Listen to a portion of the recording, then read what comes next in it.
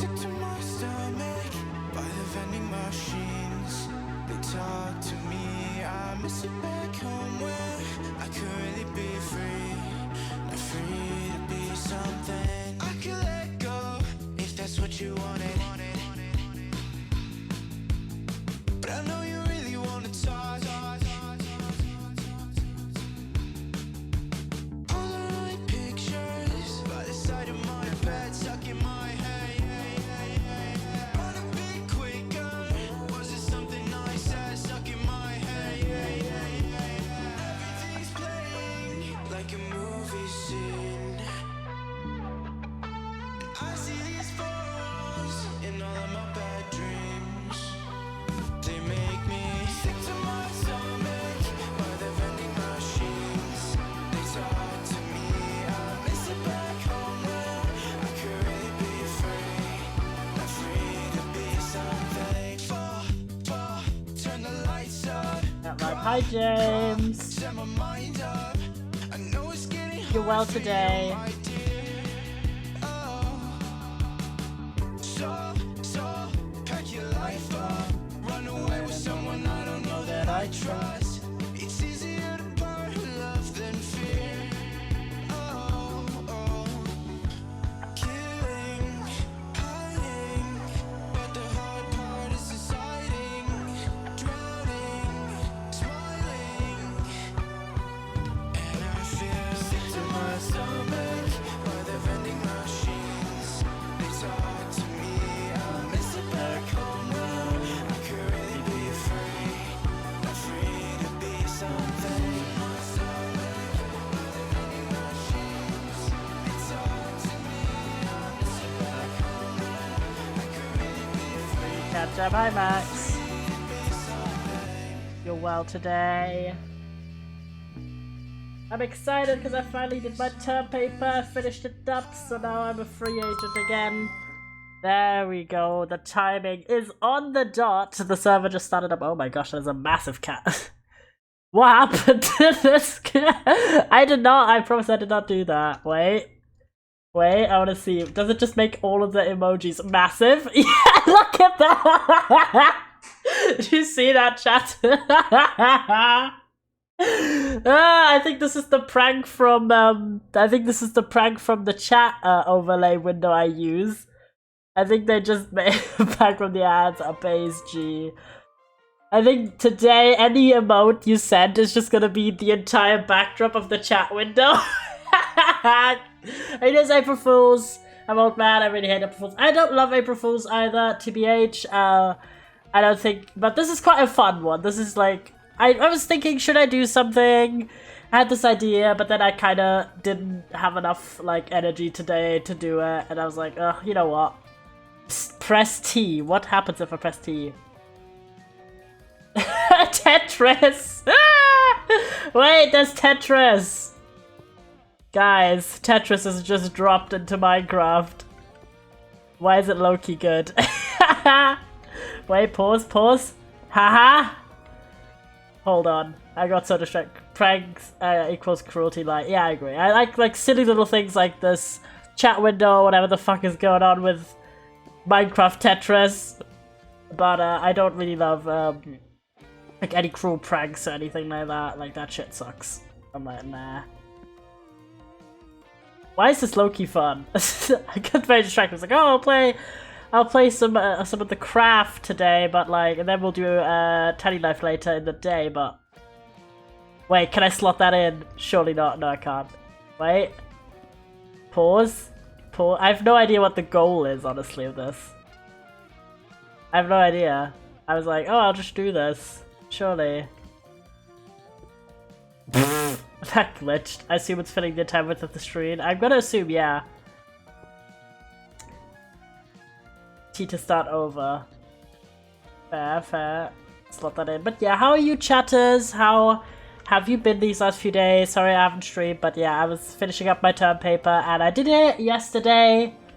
In the earlier evening than normal, which was quite delightful. I also already heard back from my professor that he has in fact received it, because I always have that anxiety of like, what if it doesn't send And then game over.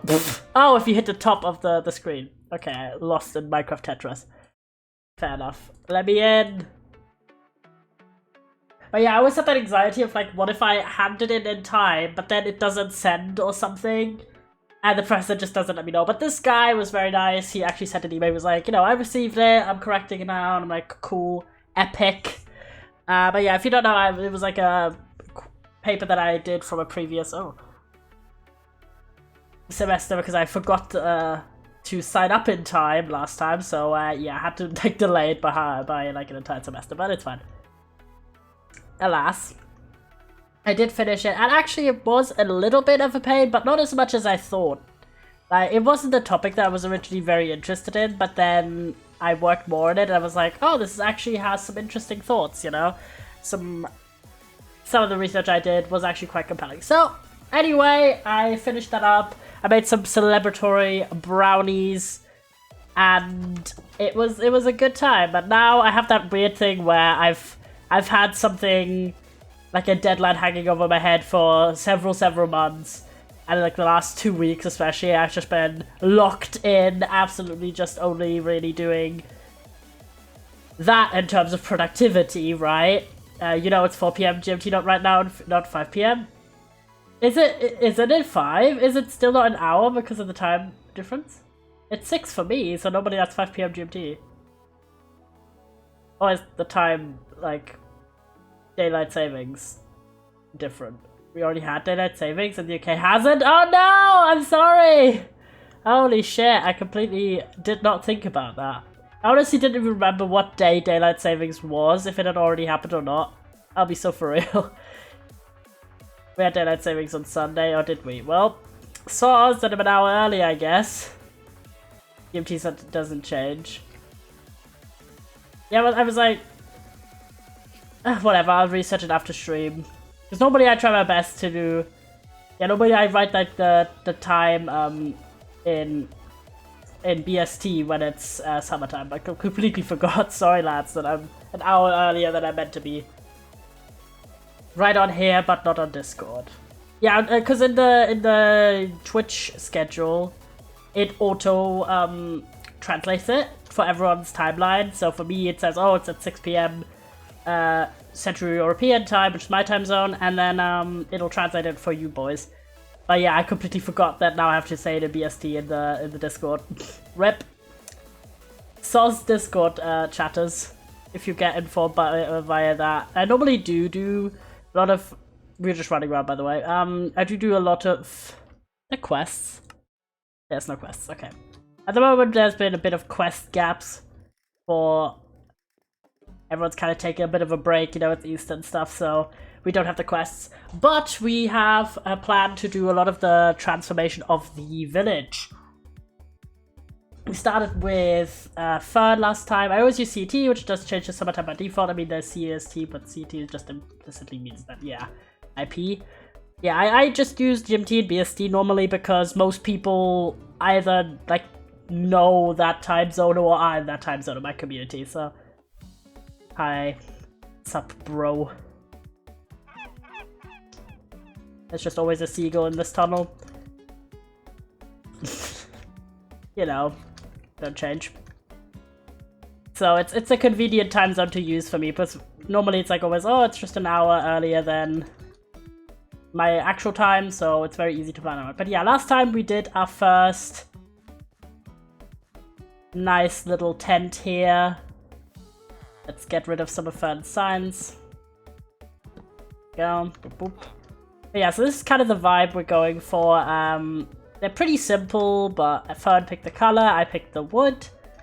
And all we want to do is just kind of have a bit of a village transformation. I don't like time zones that don't coincide with daylight savings, which is why I don't like GMT. I just switch between GMT and BST based on if it's, you know, the time zone has changed or not.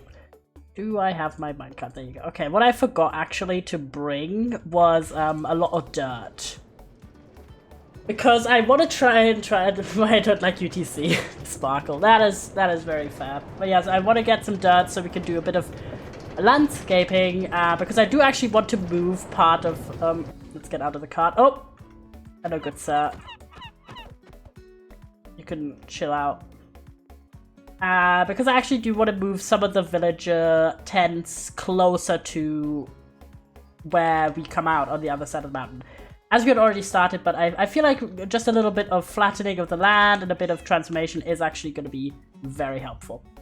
But yeah, so I kind of have that weird post-handing in a project, like, lull a little bit, where it just kind of feels like, oh, I've spent, like, months having this on my schedule and weeks really honing in, but also a lot longer just kind of doing, like, light research, planning, all of that shit, you know. It happens, but I'm actually quite happy with what I ended up with, which I don't always for my minor, because, well, it's my minor. But if I actually do end up passing this class, that means I have done all of the classes related to my minor, and I don't need to do any more, which is pretty exciting.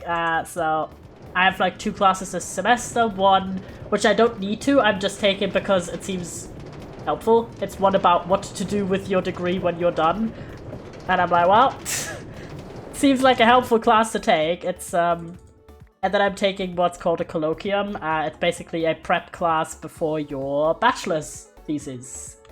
And honestly, I'm kind of like, I have a general subject matter which I really find interesting, and I want to spend. Oh, I forgot the shears. God damn it! I knew I was forgetting something. Because now we're working with a lot of wool. I actually really should have some shears. God damn it! Sorry, we go back and forth so much. I'm just kind of, you know, distracted. Telling stories to each others. But yeah,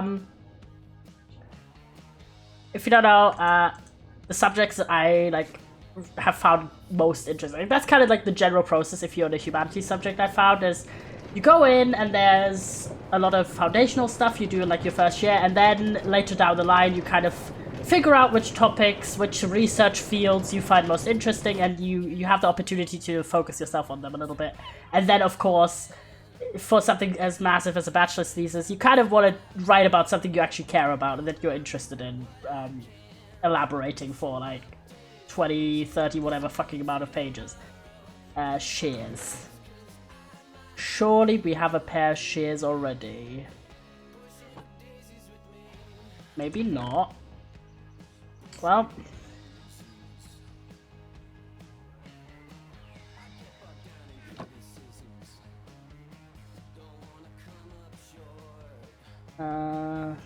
do this for now. I'll drop some dirt here. Boop. Boop. I should try to enchant it as well while we're at it. Boop. Daisies does not. Anyway, and similar to that, like, process, I've also found some subjects particularly interesting. Mostly like queer subjects, gender studies, that kind of, and like a little bit of a sociological touch. Also things like how minority groups are represented in fiction, in general media, etc. That's the kind of subjects that I find really interesting. Also language, and language being influenced by culture and societal change and stuff like that. That's the kind of subjects that I find most intriguing. So it's definitely the field where I see myself writing something that I forgot how to do the bloody enchanting of books. Ugh. Well, I really wanted efficiency, but we don't actually have efficiency. Whatever, we'll just use normal shears. It's fine. But now it's fine. We'll eventually get an efficiency villager, hopefully. That'd be nice. But I also don't know, because that's the only way at the moment. I don't know. There's something broken with the way enchanting works. Like, book enchanting just is really broken. And someone told me there's like a way to do it anyway. But honestly, I haven't had time like to link up with them. Please stop installing my VPS. I would have the server starting to hate me because I keep choosing password, or that part of this panel is broken. Oh, rip. Good luck with that. Alright, so what we actually want is I kind of want to do a bit of a transformation. So to basically, until this tree or so, flatten out this area a bit more so we can have more of the tents in this area. We can decorate afterwards, like that's kind of like a secondary thought process. So let me like figure this out. So I kind of want to go until roughly here. So let me just kind of mark this off roughly. We will integrate it, don't worry, we'll do our best here. But yeah, so that's kind of the subject matters that I found most intriguing and I see myself writing about. But I haven't exactly picked like a specific thing. The way that I've most enjoyed doing academic work is basically taking a subject that I like and then examining that in a particular piece of media. Because I don't love research based, like study based basically academic work too much. It's a huge pain and there's a lot of math involved when you do like surveys, analysis and shit like that. It is very interesting and I personally find the concept good, but I find the work associated with it very complicated. So I tend to enjoy more like literary based work. I don't know why I'm talking about this too much, but like, I don't know. Just kind of felt like it. I think I'll go one down actually. To like this level maybe. I'm trying to figure out how high we have to do this. I'm thinking of like some layers.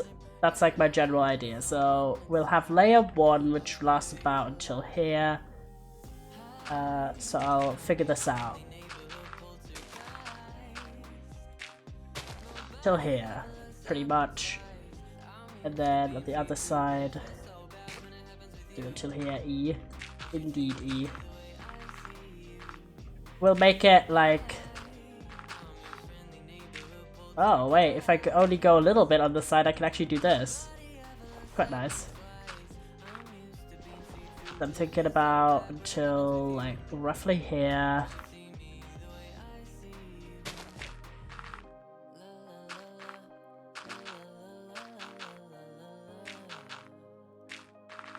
Actually quite handy, there you go. To slap.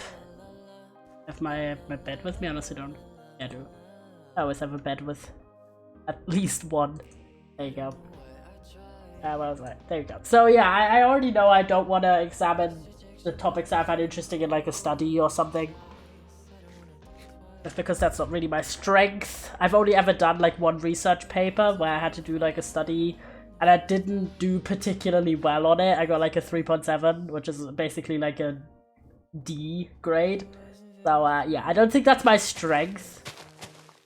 And I don't really want to do that work anyway, even if it wasn't, if it was my strength.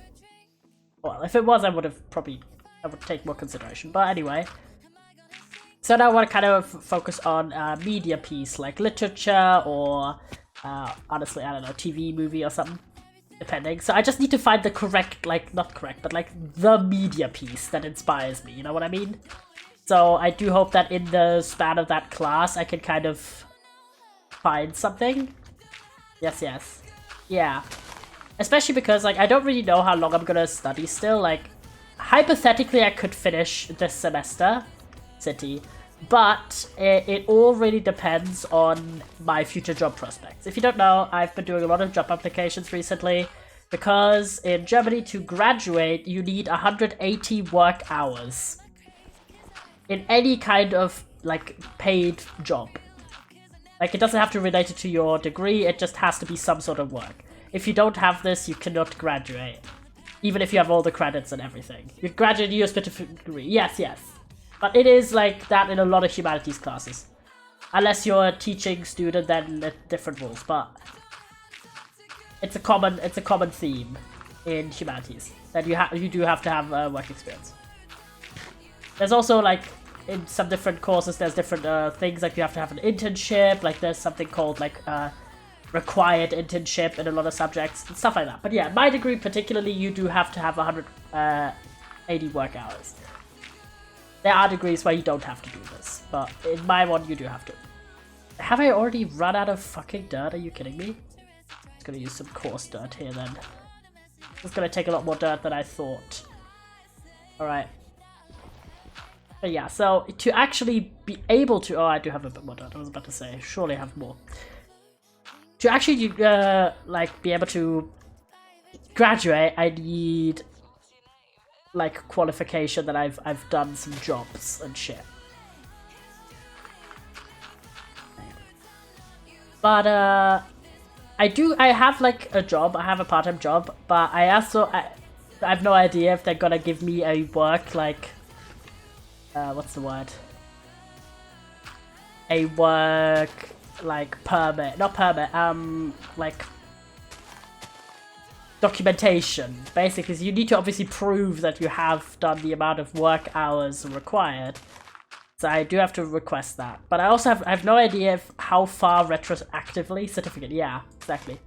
I have no idea how far retroactively they're gonna like give me a certificate, and if the certificate's gonna be like accepted and whatever. But also I in addition to that, I require more income because this job doesn't do a lot. By this job, I don't mean streaming. I mean my newspaper job.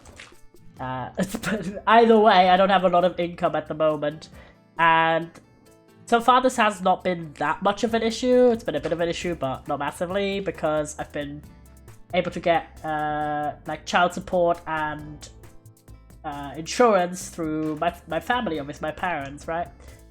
But I'm turning 25 in the summer, and that's the cutoff age for both of those benefits. So I'm no longer allowed to be like a child dependent insured through my mum, and I'm also not allowed to receive any more child support after this, which significantly cuts the amount of financial like means I have.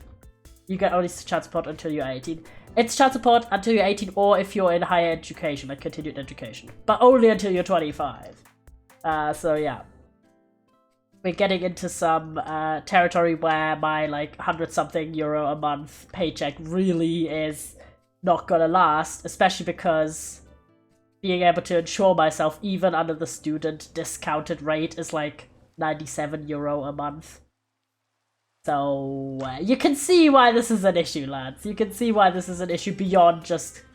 Also happens until you're 27. It's not like family position.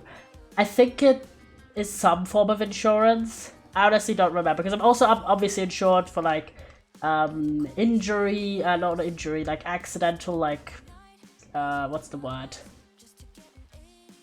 Like any kind of damage insurance and stuff like that. So accidental insurance, I guess. I mean, like accident insurance. Like if you have an accident and you, I forgot the word. It's like if you break someone else's property. I only know the terms of this in German, chatter, so sorry. But yeah, it's, I accidentally got myself insurance. That would be nice, man, if you didn't have to pay. No, I mean, liability insurance, I think it is. So you're not liable if you accidentally cause damage to someone else's property. Accidentally built a shelf. This is what happens, man. This is what happens. I'm gonna try and get some more dirt from the barrels, and then we'll, I guess, have to do a big dig somewhere, because we really are gonna need more dirt for that. But yeah, so I'm obviously at the moment benefiting massively from the fact that I can still be insured for my family, but oh, we only have like a little bit more. This is not really gonna be enough. All right. Slipped and set up an entire server. It happens, man. It happens, you know. All right. Let me actually have a little bit of a gander, because I don't really want to take any dirt from that's nearby. Just because I'm like, I'll try and travel somewhere. I could go to spawn. Oh, I'll go to the monastery. That's on level. Proxy connecting to Fortress Well was a big slip. It happens.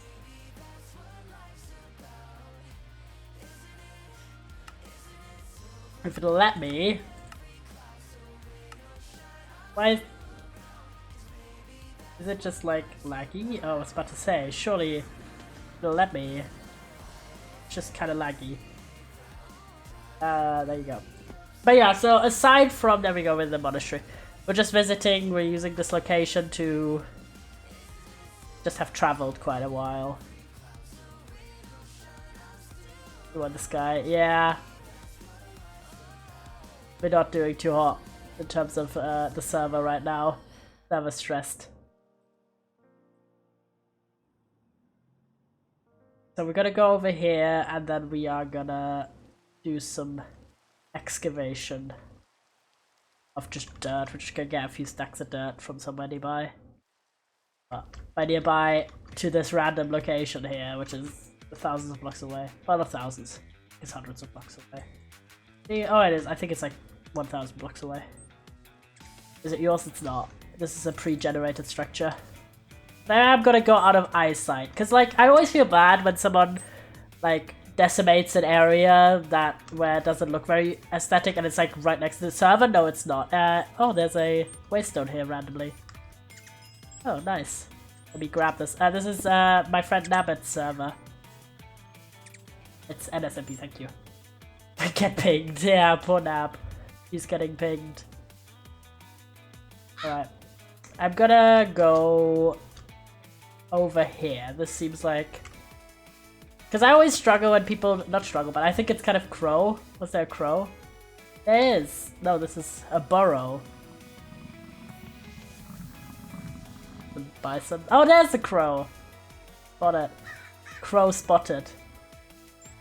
Crow left. But yeah, when it's in view of a big building, I kind of try and go a bit further away just so you don't see like the decimated area when you are on top of the building, because it just seems kind of rude, you know.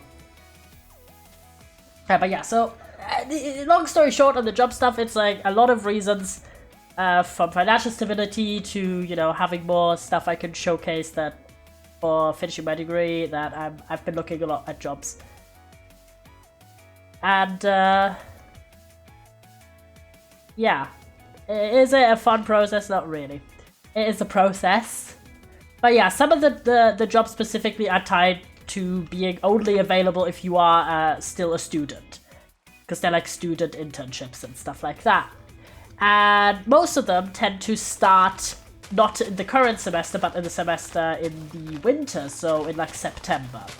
Meaning if I were to get accepted for any of those positions, I would need to continue being a student past the semester. So it really just does depend. Do I get a job like that starts next month, or oh, I ran in the wrong direction, goddammit. I'm closer to the monastery again. But yeah, if I get a job that starts like right now and is completely unconnected to being a student, or does just start now and finishes before the end of the semester, then I'm set. I can just get that work hour requirement out the way, and I get more financial means, and I finish my degree, and boom, I start basically looking for employment in autumn. But the alternative is, of course, that if I do get an opportunity that I just really want to take, like it's a really good internship, all of the ones that have a position in the autumn era are like prestigious institutions. So if I do actually get accepted to any of them, I am just going to continue being a student, even if I've technically gotten like all my classes done, except my bachelor's thesis. So I'm doing this prep course this semester already, because I might end up being able to finish the semester, but if I can't... Oh, don't tell me I don't have any more fucking beds. Oh, I do. I was about to say, surely. I didn't forget to bring a bed. I always have one in the backpack. Oh. So, it just depends. And there's no requirement after this, like, thesis prep class is done. You're not required to immediately do the thesis that semester. You can do it, like, the semester after and stuff like that. So... just gonna nab this little bit of copper while I'm at it, coal while I'm at it. Never know, a little bit of extra XP, extra resources. Alright, I'll go over here. I think this is far enough. Get to the top of this hill and start just decimating it a little bit. There we go. Boop, boop, boop. And we'll also get some coarse dirt while we're here. But yeah, so I'm taking that class, and depending on how it goes, I'll either do my thesis at the end of this semester or at the end of next semester, ideally. Big tree. Thick tree. And all I need basically is to find that piece of media or that book that inspires me that I think I can write about. Or it might be 2 pieces, you know, if I do a comparison. That inspires me enough to want to write like 3 dozen pages. The only thing I have kind of as my purview because of the choice I made for my colloquium is that most of the ones that like the prep classes that are offered by the university are general, just like for the entire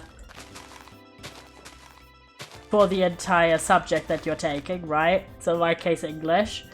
But it's up to the discretion of the relevant professor if they have like a specialty.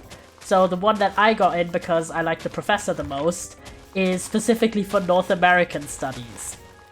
So she only does papers that are about anything related to North America. So all I know is that I have to do the subject that I pick, the book that I pick, whatever, has to be in an American context. Which honestly I don't mind because there's a lot of research available. Like, I mean, I just wrote a paper about the American university system and like, higher education in the US is very well documented. There's a lot of renowned journals. There's a lot of academic research done on a variety of subjects, including queer and gender studies. So I honestly feel like it's a good fit. And of course, the American like publishing arm in terms of books and also media production in general is like worldwide known, massive. It's a thick boy. Like, I mean, I highly doubt there's a single person in the world who's consuming contemporary media who doesn't consume American media. Like, if so, like, I'd be very impressed, and I want to know what kind of media they're consuming, like, indigenous media, local media. But I'm saying, like, it is a widespread. Like, if you count in music and video games and stuff, I'm like, holy shit. The preeminence of the American media landscape is vast. Which you can critique, of course, but for the purposes of wanting to do substantial research on a topic, it is good, because you have a lot of options to consider, and you know, so I'm really feeling that. So my idea is hopefully that I'll find and settle on a topic, and I can do a lot of preliminary research and like defining the scope and all of that shit this semester, no matter when I do end up writing. If I end up writing it this year, hopefully, yeah, this semester, next one. Yeah, so it's kind of scary. I don't know about you guys if you're like in school or if you're in college or university or whatever, but I've been in uni for a few years now. I started the semester, like my first semester was right before COVID. It's like winter semester 2019-2020. Like I literally did my first ever uni exams and then immediately went into lockdown. Like, man, times were crazy. But yeah, so I mean that was like 4 years ago, right? So for the majority of my adult life, I've been a student, and it's kind of intimidating for that to be coming to a close, especially since I'm a humanities student, where your future career path, if you're not going to teaching, is a little bit less clearly defined than if you're doing like law or something. 2020 was my year 7. Rip, man. I honestly don't envy anyone who was in the who was in education like in 2020, especially in like high school or middle school. I'm like, damn, that shit must have been wild. Except for the people who got their like GCSEs or something cancelled. Like, kudos to you, you fucking lucked out. But it was wild times. Like, holy shit.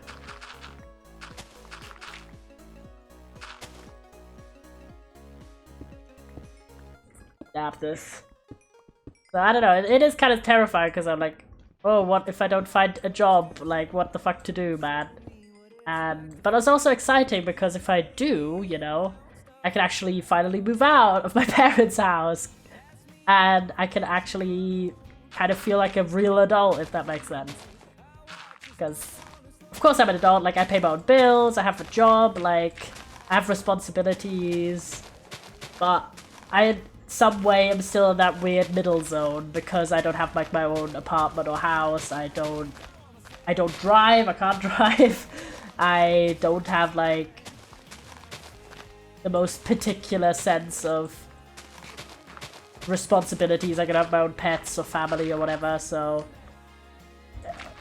a lot of it is also just kind of, I don't know about you, but it is also influenced, of course, by driving the hallmark of adult behavior. But you know what I mean? Like, there's not a lot of stuff that I am now doing that I wasn't doing as, like, a 16-year-old.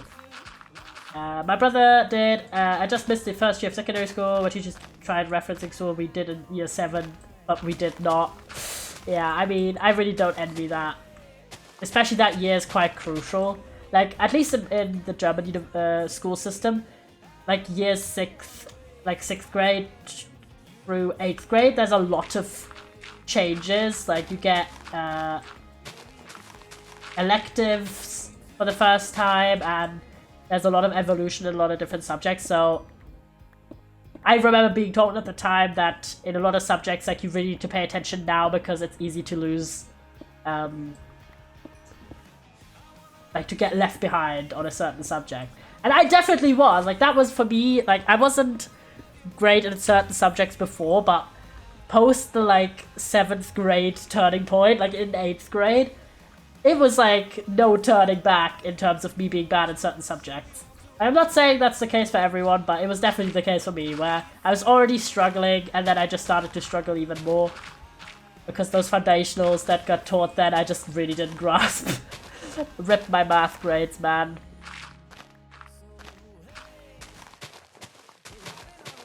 So, yeah, I mean, honestly, everyone who made it through that time, and you were in those grades, GG, man. Okay, we've done this section here. I'll do another big section here. I don't know. I'm just saying, like, I don't really have, like, the most independent adult life at the moment. I'm living at home, and, you know, I don't pay rent. I don't have, like, I have some living expenses, but not a lot comparatively. So it's just kind of like, oh, there's a lot of things where I'm looking forward to being able to do them get pinged match. Sorry, Nab. Nabita. How are you, Queen? I'm getting some dirt. I'm just gonna... This shovel isn't particularly great, so I'm just gonna go through it. We're just talking a little bit about, like, life and how I feel being kind of close to finishing with my degree. I don't know, it is kind of wild. So, but, I mean, I have the hope that I find something that pays me enough and that I enjoy enough. Well, once I'm done with my degree, and obviously also I want some a job beforehand as well, ideally. And then I can move out, have my own apartment, maybe with friends. That would be nice. And that would just give me a lot of access to not feel like, oh, I'm constantly surrounded by my family members. I'll do like up till here.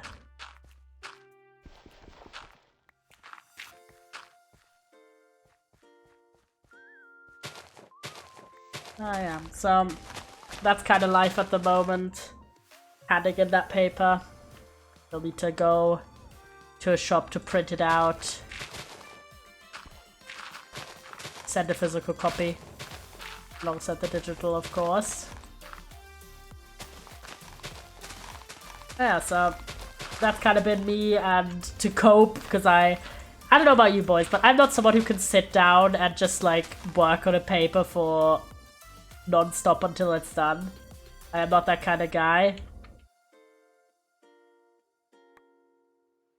Like, my ass cannot get like just that amount of screen time. It's just not it. Alright, I'll go back. Sleep at home. I think that's enough dirt for now. Oop. Sleep time.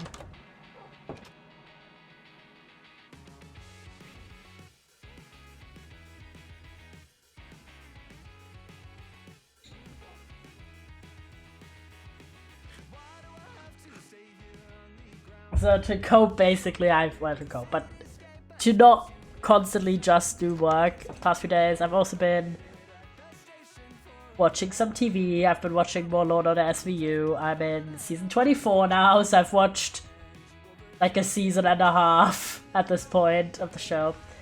And it is a stupidly addictive show. Like, it is such a comfort TV show for me. And I'm glad the new characters they introduced are good. They replaced like okay characters, but the new characters are like good. I'm actually liking some of the characters that I was kind of not gelling with more because they're doing good storylines with them in the new seasons. The only annoying thing is, right, I mean, you guys know that like Law and Order in general is like a big franchise and have a bunch of spin-off shows, including SVU, of course. And it's somewhat customary for there to be crossovers and stuff, like two-parters where one episode is part of one show and the other episode is part of the other show. They've kind of gone a little bit off the rails with the amount in the last few seasons. So like season, I think 22 or 23, I think 22, end of 22. They were like, oh yeah, let's bring back Elliot Stabler. Sorry I'm gonna rant about the show, but like, this is like my current hyperfixation chat, so apologize.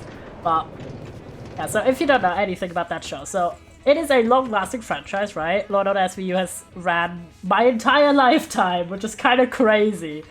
The first season ran in 1999, chat. Yeah, it's a long-lasting show. I've watched like all the seasons, so up until the one I'm currently watching. And I have a lot of like knowledge and affection for this franchise. And what was I saying? Yeah, so SVU, like any other Law and Order show, does love its crossovers. But in the past, they were kind of conservative with it, right? Like there would be like maybe one crossover episode in a season, and that was it. And then they would like chill. But recently, they were like, "Oh yeah, we really just gotta hammer it in." And but yeah, so in SVU as a franchise, there's a lot of characters revolve in and out. It's an ensemble cop show, like people come and go in that show. That's kind of been the case for like all of these franchises. I think you would be familiar. But then there's obviously people who stay around for longer periods, so they kind of become like, how to say it, like they become iconic characters of that franchise. Like in the original Law and Order, it's Jack McCoy, who's a very iconic character in that franchise. I think it's something Ronnie Cosgrove, maybe? I always forget what the other guy's name is. But yeah, there's like iconic characters in all these franchises. That's been the case for a long time. And in SVU in particular, the OG iconic characters were Olivia Benson and Elliot Stabler, because they were like the main two detectives from the beginning of the show. And Olivia Benson's still there. She's like the longest running SVU character. She's the current captain. And Elliot Stabler left the show originally after like season 12. And I was happy because I was never Elliot Stabler's biggest stan. I'll be so for real. So many people love his character, but I was just like, he's a Catholic with anger issues.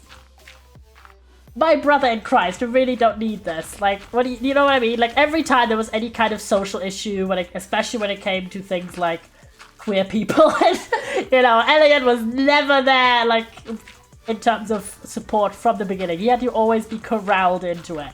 And, of course, short temper, a lot of very questionable ethics in terms of police violence.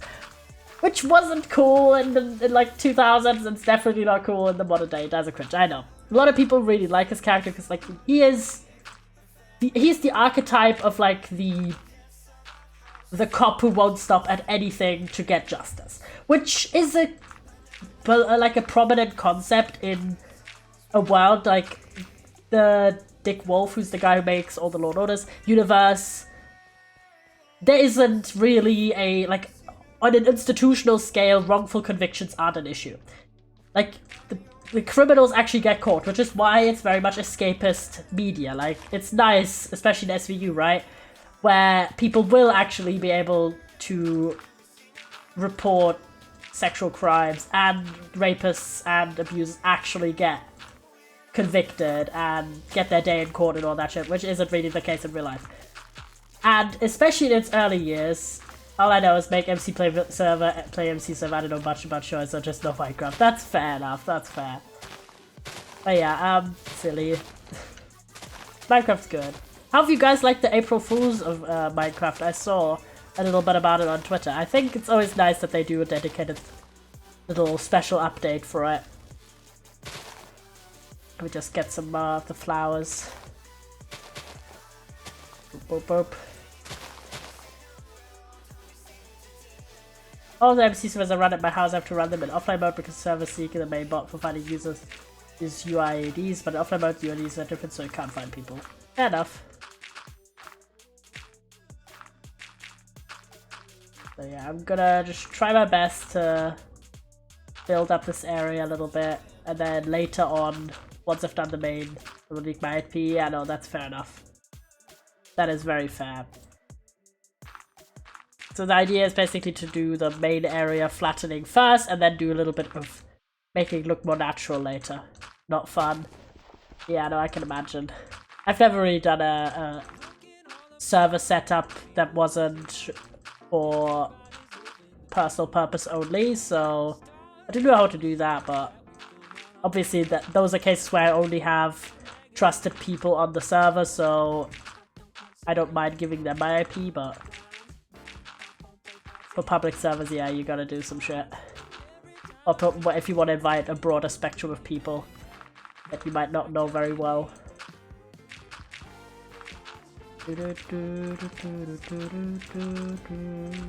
Golden. I was like, oh yeah, right. So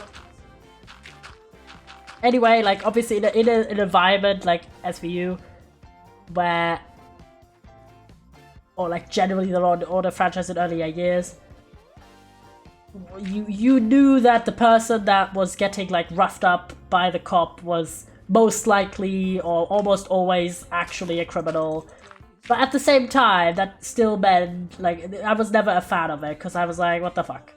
Like, this is not a good example to set. Of course, it's not real life, and people shouldn't, like, treat TV as if it has to follow real life ethics or rules, but I still think it's bad. It's bad storytelling, too. I was always more, like, in favor and enjoying of when they actually... Police isn't meant to rough people up, though. Yeah, exactly. So I was like, no. Even if it is only like a fictional universe and it's not meant to be realistic, I think it's still bad storytelling and shouldn't be done. And it's not the kind of characters that I find admirable, right? Those that have to resort to violence to get what they want. I'm like, no. So I was never a big Elliot Stabler fan, is what I'm saying, because I generally dislike this archetype of cop character, like the guy who thinks, you know, just because it's for a right cause, he can do whatever. I'm like, nah, the fuck. Especially if it's like a white Catholic character, like the ultimate archetype of someone who historically has been in power for a long time. I'm like, what the fuck? And I was very happy when, after like 12 seasons, they finally got rid of him. And in modern day, generally Law and Order, but SVU in particular, has done a lot of evolution on how they portray issues such as police politics and social justice and representation in this one.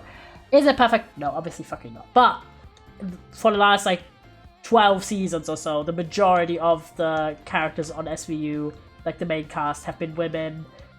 There's been a lot more representation of different minority groups. Some more than others. But overall, there's been a lot of improvement compared to the old, like, 2000s era SVU. Which I really like, right? Because, of course, there's a nostalgia factor to some of the episodes, and some of my favorite characters have departed the show by now, but were around in the earlier years. But in terms of being more respectful to social issues, there's just absolutely no comparison compared, like, from now, let's say, from, like, season 14 to now, compared to previously. And so I was like, yay, great, like, it felt like Elliot Stabler's character departing the show was kind of, like, the start point of that evolution of, let's get rid of this old boys club of police in this franchise, right? Like, this shit, it just doesn't fly anymore, goodbye. And then, like, randomly in season, and you know it's because the actor for Elliot Stabler, Christopher Maloney, was like, yeah, I want to do more cop stuff again. In, like, season 22, they were like, okay, Elliot Stabler comes back. 10 seasons after his character departs, his character comes back, right? The first episode, his wife gets murdered, right? His wife, who he's been married to this lady and has, like, 5 kids. They've been married, like, the entire time his characters existed, basically. And so they're like, okay, we set up this big story arc. And it's all because there is a spin-off show, Organized Crime, which Elliot Stabler is the main character of. So they were like, okay, new franchise for him. Introduced it with a spin-off of SVU, which is classical for spin-off shows. To have, like, one of the mother shows have an episode where they basically introduce the new characters and are like, yo. So they did this. But that meant, I was like, okay, that's fine, or cool. But Elliot Stabler's character and, like, the crossovers with that show, Organized Crime, are so frequent.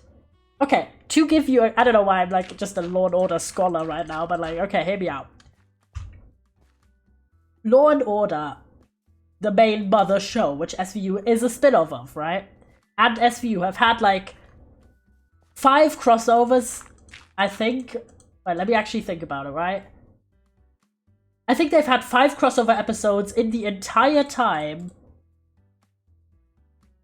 SVU has existed. Right? Admittedly, Law & Order, the main show, was originally ended in 2010 and then came back in 2022 for no reason. I'm like, okay, cool. But let's, even in that time span, from 1999 to 2010, they've had 4 crossover episodes total. Which were, like, an experience, they were interesting, whatever, blah, blah, blah. Law & Order, Organized Crime, and SVU have had 6 crossovers in, like, 3 years. 6! And one of them was a triple crossover with the original Law & Order also. So it was like a 3-way crossover event. I was like, oh my god. So there's so... And also they just completely have, like, a weird way of doing these crossovers. It's not like, oh, we're gonna do part of this storyline centering on one, like, let's say one squad on the respective show. No, we're just gonna shove, like, random bits of the episodes into the other episode, basically, and you really only get what's happening if you're watching both shows simultaneously. Like, when they aired, which is just awful in the streaming environment where most services don't even have the same show available. So, like, what the fuck?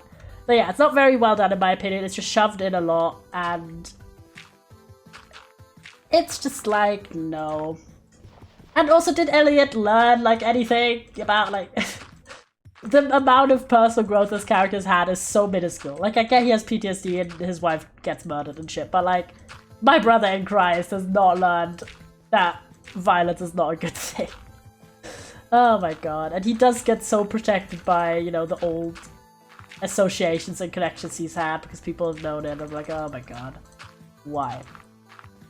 I just think, right?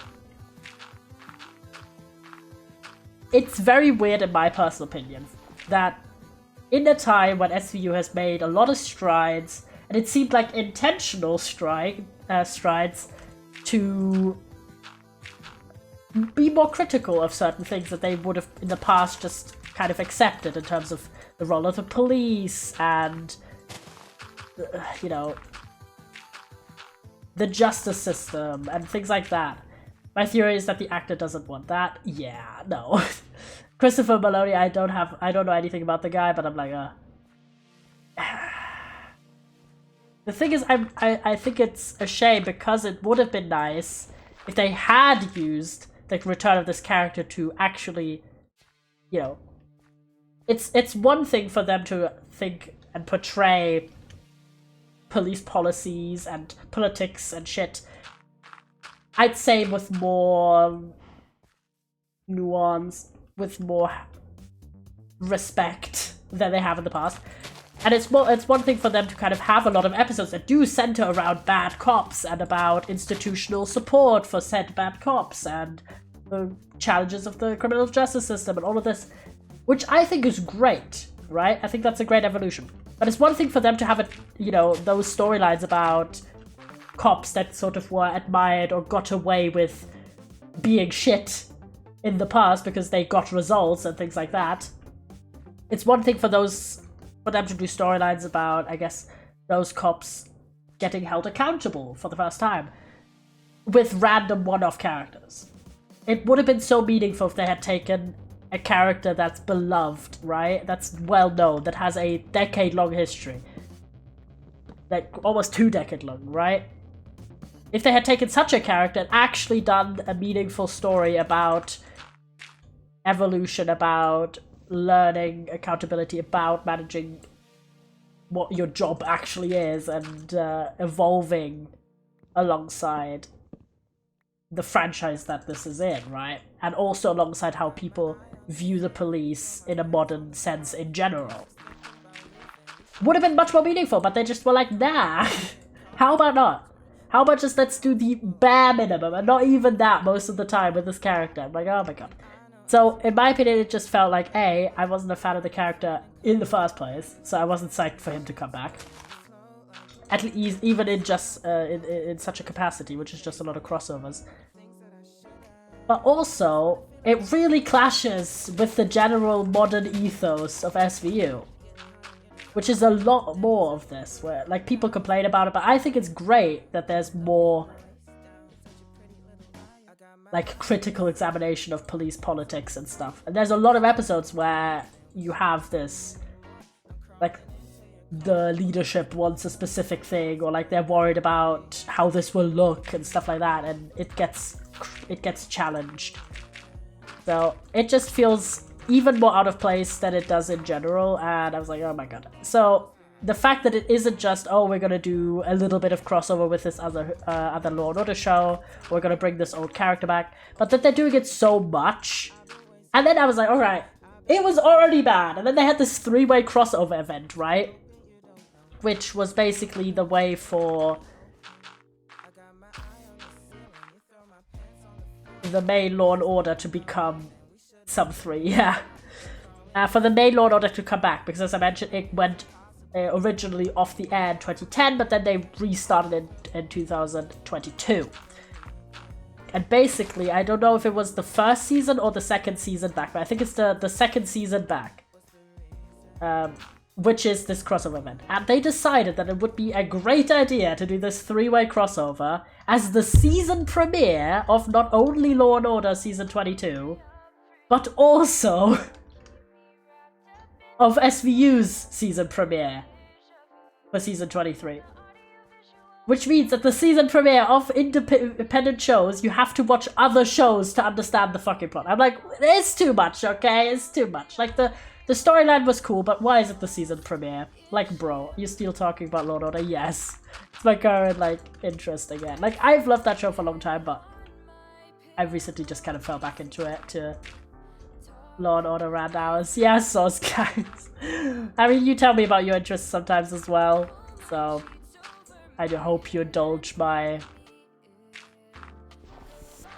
ranting here.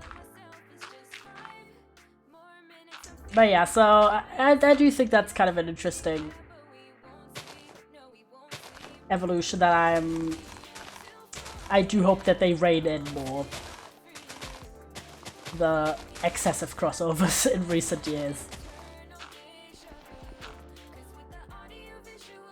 Okay, I'm gonna try and do some layers.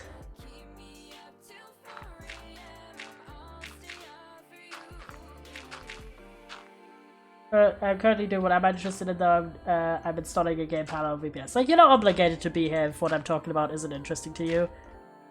I'm just kind of doing something that doesn't require a lot of mental thinking. I know, yeah. It's just kind of placing dirt, time for some layers, tasty. Yeah, I'm trying to make it a little bit less,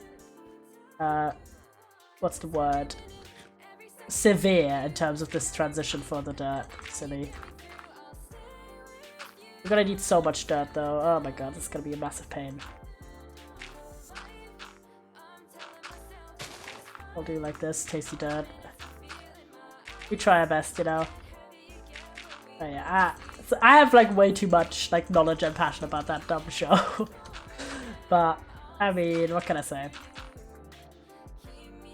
There's something comforting about procedural shows, both medical and criminal, just because like it has a formulaic nature that is predictable and you can kind of expect a lot. Oh, is that on my end?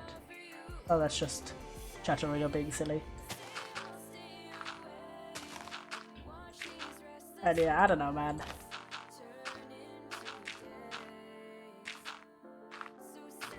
There you go. Let's just go section by section. Lead to you. For the right time.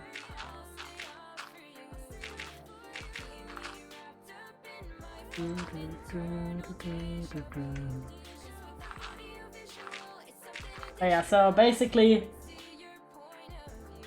to cope with all of the academic work I had to do past few days, I've just been taking breaks and just watching episodes of Lord on SVU. And man, it's just good times. However, the one thing I do want to rant about this is what I'm saying, like, I could so write a paper about this, like, you know. Could be a potential term paper, not term paper, bachelor thesis topic. I mean, it would be a bit removed from literature, but I'm keeping that on the back burner because this is definitely a topic I know a lot about. One subject group that I want more, but they've made some steps, not as much as I want though, is I mentioned that they do have increasing rep of a lot of groups as part of the main cast in Law & Order SVU, but one group that hasn't really had that is queer people. Queer characters in SVU are still really rare. And by queer characters, I don't mean one-off case characters. I mean reoccurring characters that are part of like the story, basically, the lore of SVU. Because it is a bad thing when I can name the amount of canonical queer characters on this show on one hand. I'm not kidding. Like, this is a show that's like is on season 25 at the moment. I obviously don't know in the modern day era if that's still the case, but I just know until season 24, which I'm on right now. But to that point, there's 3 canonical characters that are queer. That aren't like just a one-off case, but that are in some way reoccurring. Which I think is crazy. I might be like missing someone, but the ones that I know of. And it's 2 characters as children, one who hasn't been on the show in like 8 seasons or whatever, and then a former like psychologist who also hasn't been on the show in like a bunch of seasons. So currently there's exactly 1 actually reoccurring queer character, and it is a child. Which, I mean, it's fine, it's great that this character is queer. I'm glad he had a coming out like a season ago or something. It's Olivia Benson's son. So, great, cool, hyped for that. I'm gonna go back to the dirt site, by the way. We have not enough dirt. Oh, there we go. Oh, is it that one kid? That's very unspecific, but no idea. But I mean, it is Benson's son, Noah. who is bi, which is very cool. I don't know anything about the show beyond what you're saying, but you're not making the show sound like good. It's oddly addictive and it has a lot of really good characters, and there are a lot of areas where they have really cool and interesting characters. Especially, for example, they have a lot of complex and interesting... Did she adopt him? Yes. It's her adopted son. How much is your love for... Do you think it's just you like being confident about having watched a long time? Not as mean as criticism, just genuine curious. There's a lot of areas where I think it's genuinely a really good show. It has really a large amount, especially modern day, of female characters, sorry. Female characters that are complex, that have dimension. They have, obviously, the satisfying factor of sex criminals getting what they fucking deserve. Prison time. It's action-packed. It's a good show on those metrics. I don't know, like, for me, ranting passionately about, like, things I think could be better in a franchise, I've no idea have I ever been comforted by a show. It's just nice because you know that most of the time the criminals get punished. Anyways, I remember the kid. Yeah, like, he's been a character of the show for a long time, which is why I was excited that he came out as bi, like, last season, like, 23. Because he is a character that's just gonna disappear in the room. But all the metrics are actually important for 2020 shows you talk about kind of negatively. I don't know, I just feel like maybe that's not how other people engage with media, but for me, ranting about things that I find could be improved is kind of a show of affection. Like, I wouldn't care about, like, if it's a show that I don't like, I wouldn't care enough about to know all this stuff. And yeah, no, it makes sense as a critical analysis, I agree. And also, of course, I'm taking... Like, it's a long-standing... At the same time, you're making it sound very appealing to watch. I mean, that's not my point. I'm not trying to convince people to watch the show. In my point, like, I don't know. I'm just kind of talking about it in more elaborate detail than I probably have other venues to talk about. I don't know, it's a long-standing friend. To be honest, it's kind of making me want to watch it again, but I haven't watched it before. Yeah, like, I got into that show in, like, 2018, when I was in the US, because, if you don't know, in the US, there is a channel called USA Today, which does a lot of reruns. Or than before, which was Ambivalence. Yeah, but you also have very different metrics for what kind of shows you watch, Elle, than I do. We have a lot of we have some shows in common that we both like, but overall we don't tend to follow the same metrics for what we watch. Which is fine, everyone's got different approaches to this stuff. And for me, I find a lot of joy in being able to critically analyze and have a lot of, like, things. Finnish TV shows love making reruns of American shows. Fair. Pretending queer characters don't exist to me is a no watch by default. Well, they do exist in the franchise. Not as much as I want them to, though. We do have Ice-T's character, Finn Tutuola, who's the second longest running character in the show, whose son is gay and married and has adopted kids. And they're a couple of color, which is very cool. Like, all of this is one of the things I love. The majority of the queer characters on the show are also characters of color. So the psychologist, who was a gay man, was he was Asian. I don't really remember. I think he was Japanese, I'm pretty sure. And then we have the son, Finn's son, who was black, and his husband was Latino, I'm pretty sure. And they have a boy, an adopted one. And then we have Benson's son. Like, he is white, but he's also the first, like, child character. I don't know, I'm just trying to find where I was digging up the dirt, but I don't remember, TBH. So, I'm just running around. Most shows I have ever liked are bad with everything, but then I haven't really gotten into any fictional shows since, like, 2015. That's fair enough. And, like, I find shows that have a lot of history and a lot of coverage of different topics, like, really interesting. Some of my favorite shows are also shows that I would vehemently criticize. A lot of it being they were made in the 90s or early 2000s and didn't cover particular, like, queer subjects maybe as good as a modern show would. But then again, society at large didn't either, so...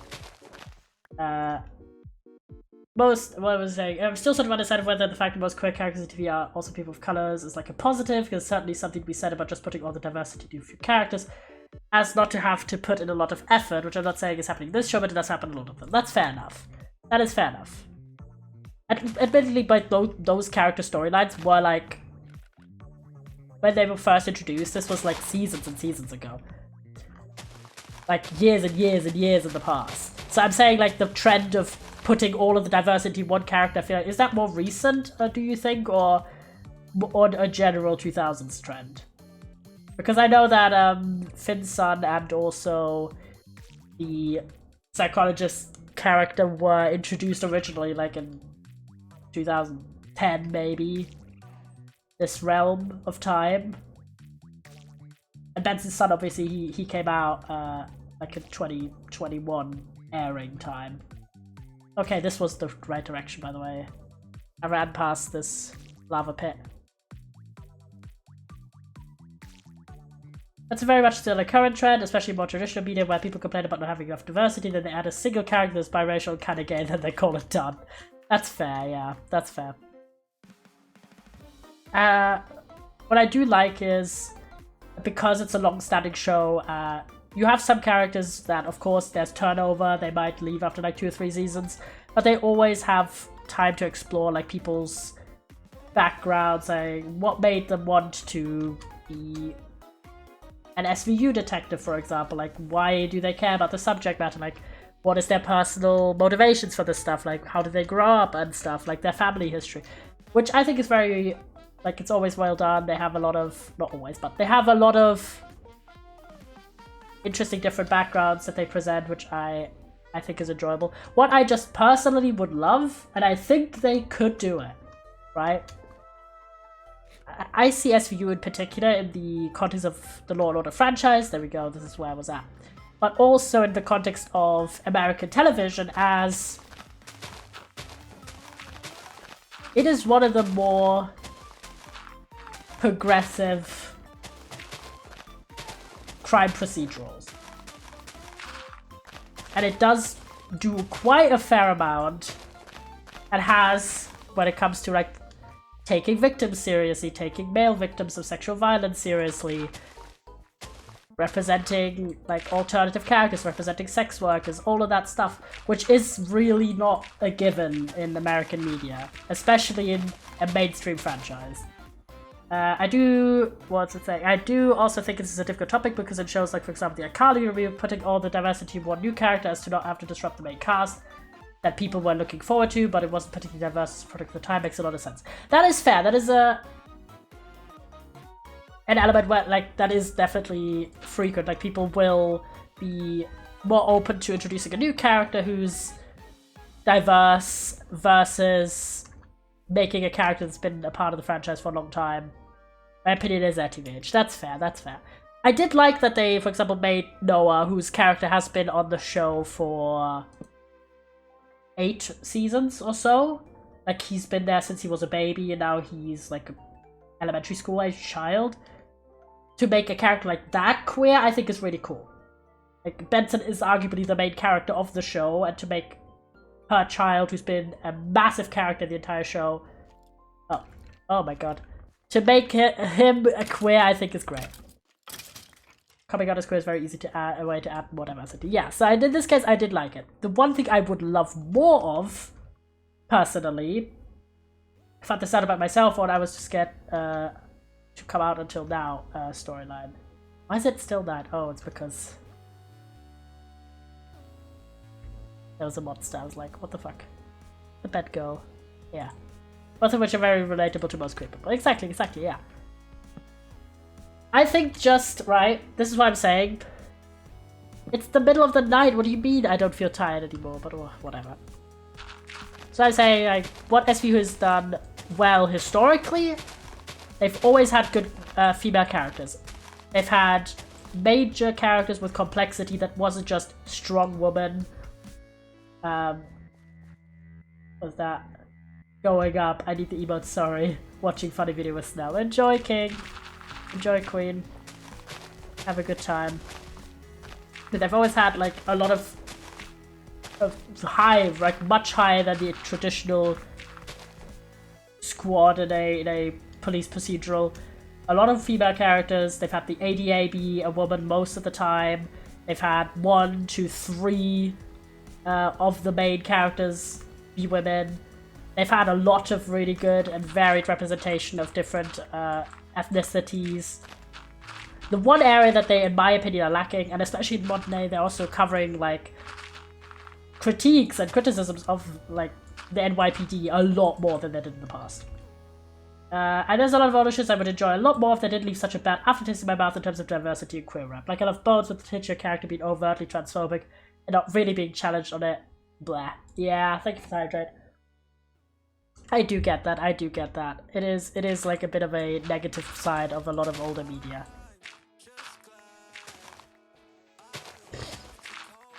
And I definitely have experienced that where like I'm reading not even older media, like even current media, where I've read something that isn't particularly queer specific, but then they just randomly have queer phobia in it, and then I'm like, what the fuck? There's a male skeleton though is a thing in that show, 10 on 10. Yeah, it happens, man. The male skeleton. It's just so distinct. What can I say? I can tell you. But yeah, I feel like in a regular, like in any other cop procedural, of course, diversity is also an issue. It just is more noticeable that SVU hasn't had as much queer representation because they've had good representation in other minority groups. So in my opinion, it's just an error that it would really just make sense for them, for example, to have a queer main detective. Like, you've been a boundary breaking show for like 25 years.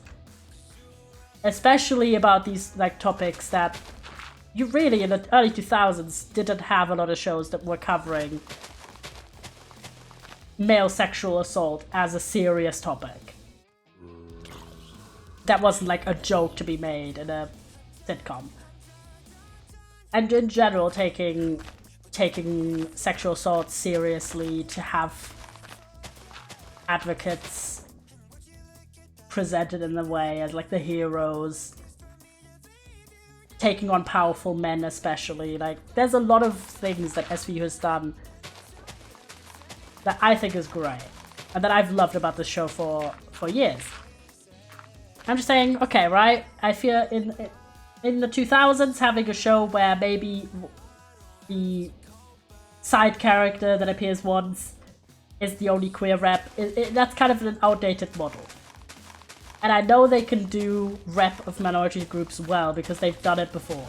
And they've also done it for queer characters. Like, the queer characters that are in that franchise are interesting, complex, charming. Like, they were fan favorites because they were well done and weren't just there as like the token queer, basically.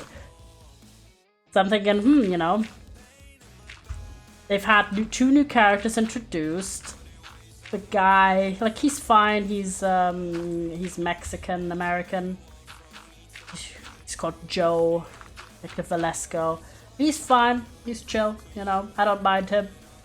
I thought at first they would do another like cop who can't control his feelings archetype, which, as I mentioned, I don't like. But then they didn't. They actually did. They actually had him have a complex story. He's a cool character. I like him. Good.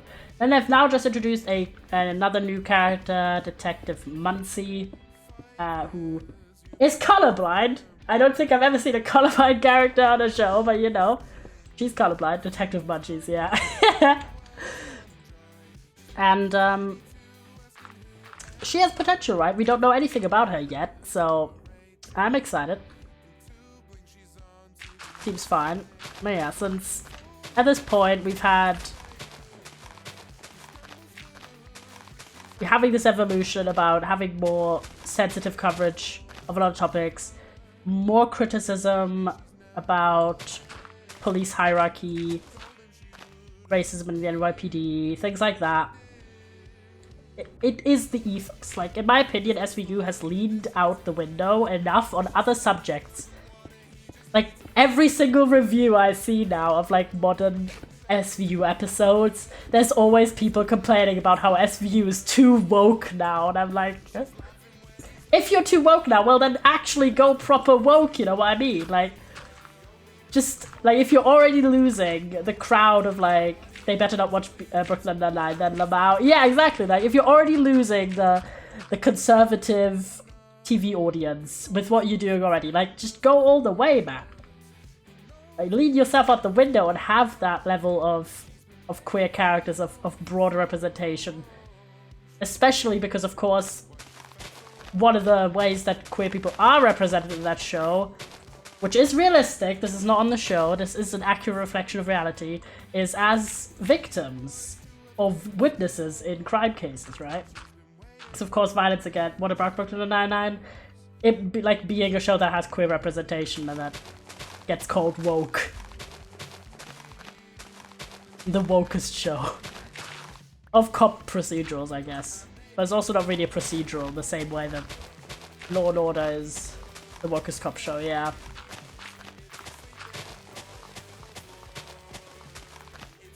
Just gonna go until my shovel breaks.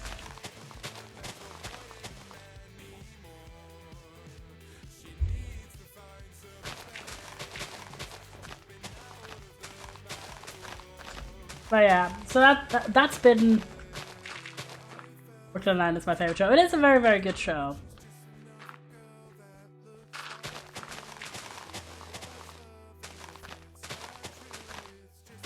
It is a really good show. I liked it a lot.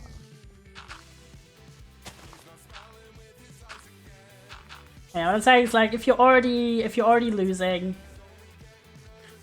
like, you don't need to pander to conservatives to be a successful show in the modern day. And kind of doing, like, I think they could just do it a bit more boldly. Even though they've done a lot of stuff. So I'd say, of course I'm more critical of the earlier years of SVU. Because, as I mentioned, it was more a product of its era. But even then, there was a lot of stuff, as I mentioned as well, that they've done good since the beginning. Including treating victims of sexual assault as serious, as credible, treating male victims of sexual assault the same way that female victims get treated, being like advocates, having strong female characters that have more personality than just being the strong one, centering like female relationships and friendships. Superstore is a decent show too, obviously not a cop show, but it's a good show. I've not watched it, so I have no idea. I don't know why I'm making this look nice. I actually don't need to. But yeah, I have a lot of affection for procedural shows like medical dramas or cop dramas. Because they have that formulaic nature where you have like a case, and some episodes are about the case and some are about the characters. I don't know, it just appeals to me personally. So those shows I tend to have a lot of affection for, but many of them I also have criticisms because they were older or because they didn't cover this and that topic particularly sensitively. Yeah, I think it's a bit of a shame that the traditional format of the 22 episode a season procedural show is less popular. It's less common, and if it's not part of an established franchise, there's less room for a new contender to arrive. So there's less chance of a franchise that starts out now and starts out already being in line with modern contemporary values, right? At least progressive values. There's less chance of that emerging if it isn't part of a bigger franchise. That obviously has the baggage of being a franchise that has existed for years or decades. So that's why another reason why I'm like, come on, like, you can make those strides, you can have that impact if you're part of a franchise, you have that mandate. You have that viewership and that prestige in some ways. You can actually make an impact in terms of making a better show that more accurately represents the people. But yeah, sorry for the very long rant on this, but I am passionate. I don't know. SVU isn't even the only like cop procedural that I really like. Also really like NCIS. My family watched that one a lot. There's a bunch of other ones.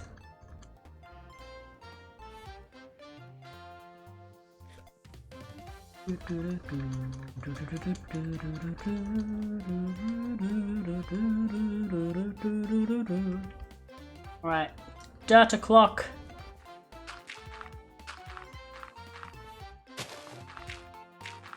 Aside from that, I've also been reading, of course. I've read a lot of, like last month I read a lot of text for my term paper. I also read some stuff that wasn't for that, so that was nice. Let me get my little record on.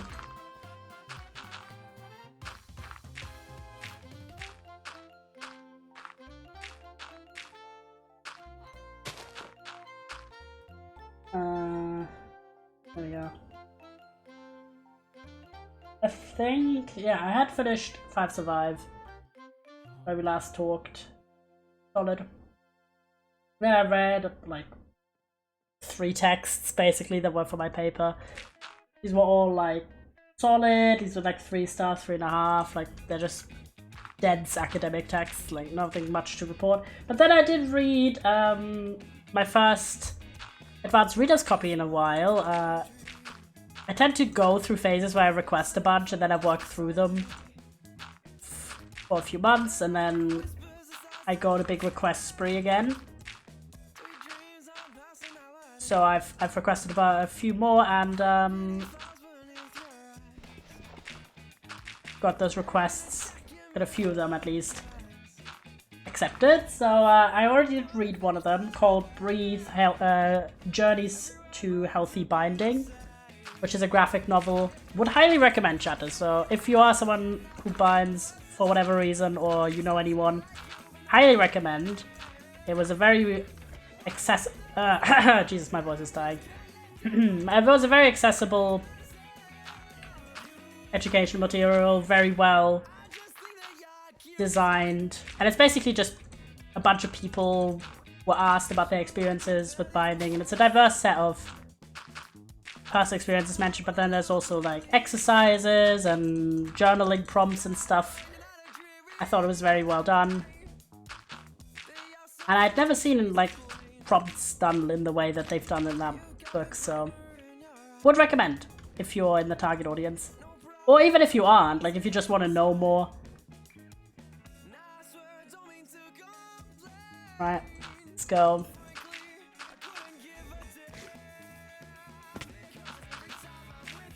Go. What are you talking about? About a book that I read that is gonna come out soon called Breathe, Journeys to Healthy Binding. I was just saying that it's a very good book. Gave it 5 stars. Would recommend. Yeah, I have a few others that I got access to that I'll read soon. And what is binding? It's when you compress your chest through various means. Could be for confidence, could be for gender reasons, could be for cosplay, various reasons people have. I'm saying, like, a lot of people present as if binding is only a subject that is relevant to trans people, but there's also other population groups that might be interested or might benefit, so.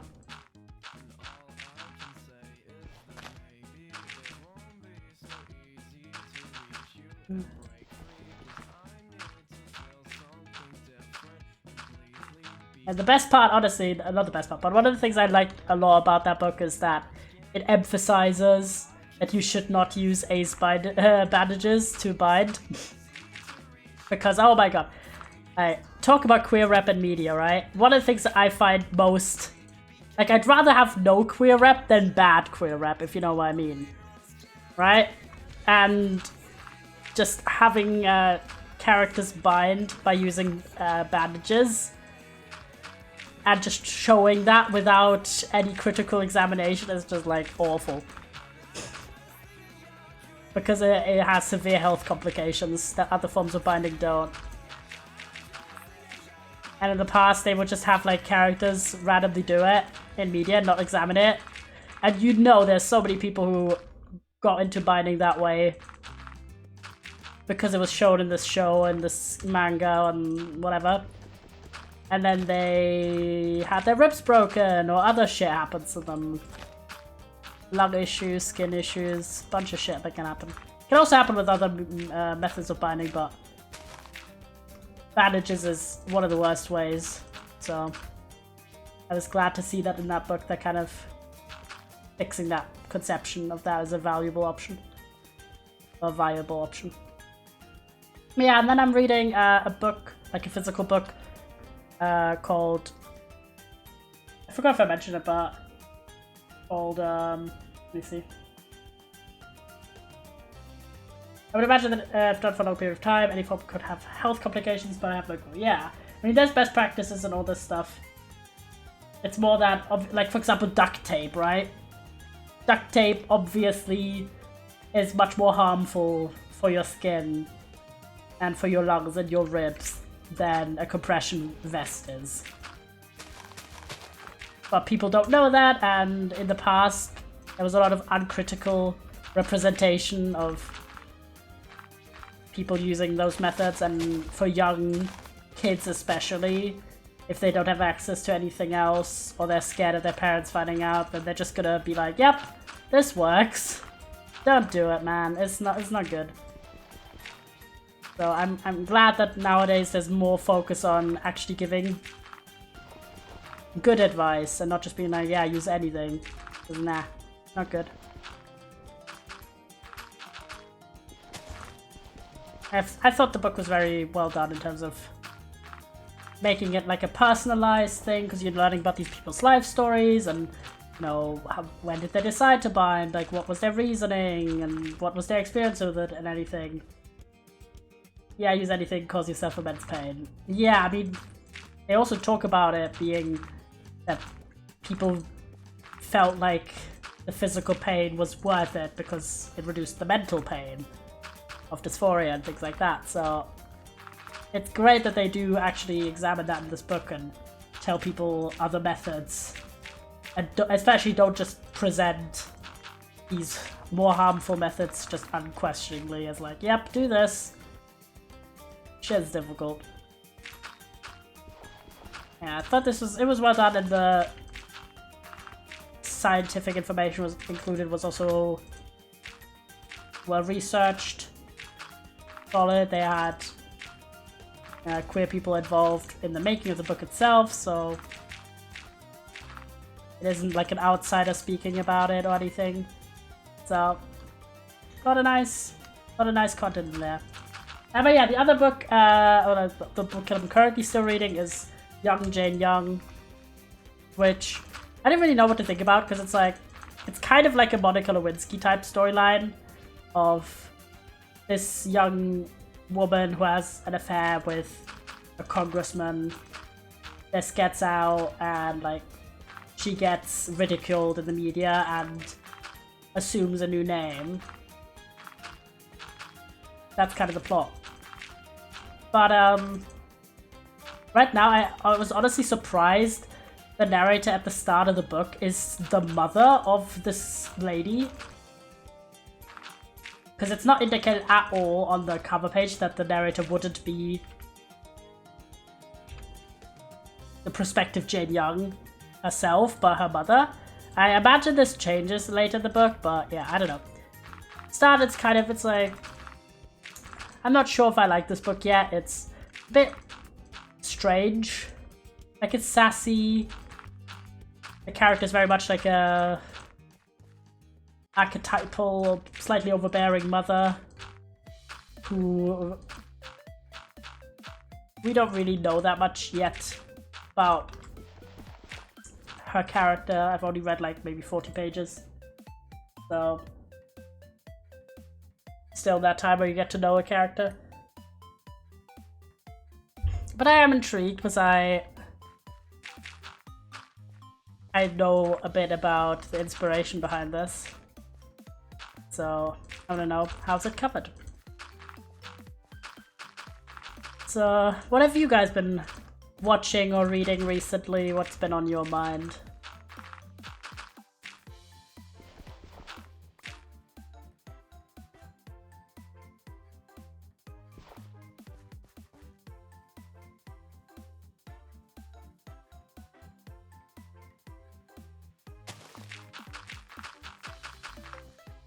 I think I might be finishing Naruto. Holy shit, hi Hikmu. Isn't that like a really long anime? But congrats. Hope you enjoyed it. I might run out of dirt again. Oh my god, I only have one stack left. Jesus Christ.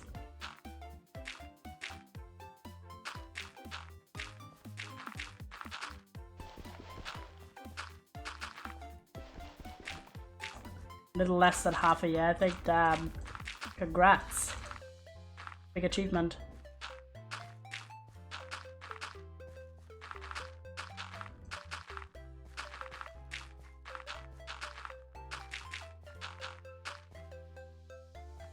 And we don't have enough dirt again.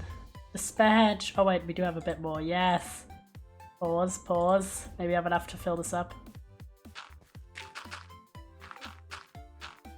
It's taking a lot longer than I thought. I mean, I'm not exactly working the height of speed or anything, but still.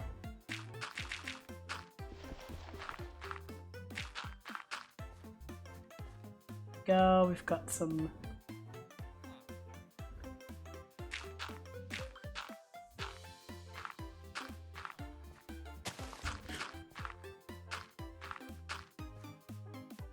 One more. I liked it. Must have been brushing up on a bunch of music because I like to watch the chorus line for the first time this weekend. Really like that. Oh, I've not watched the chorus line, but I've heard a lot about it. I mean, it is an iconic musical. Boop. I think this is fine. Like, yeah, we have this hard cutoff right now on this side, but honestly, I don't care. At this point, I'm chilling. So we can build some more tents. You ever done theatre or anything? I have, actually. Been a long time ago at this point, but yeah, as a kid. I did Emailing the Detectives. And I also did... Where the fuck is the... Oh, there we go, I was about to say. And I did like this random French story in French class. I honestly don't remember what it was called. It was kind of short-lived. It was like when I was elementary school age or so.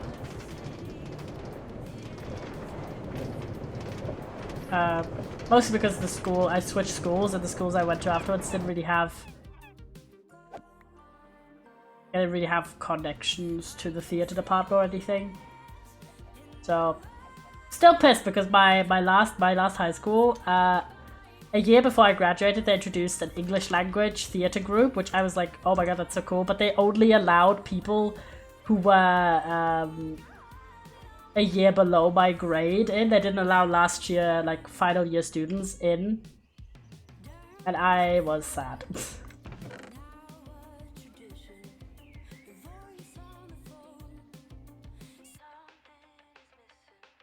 Why?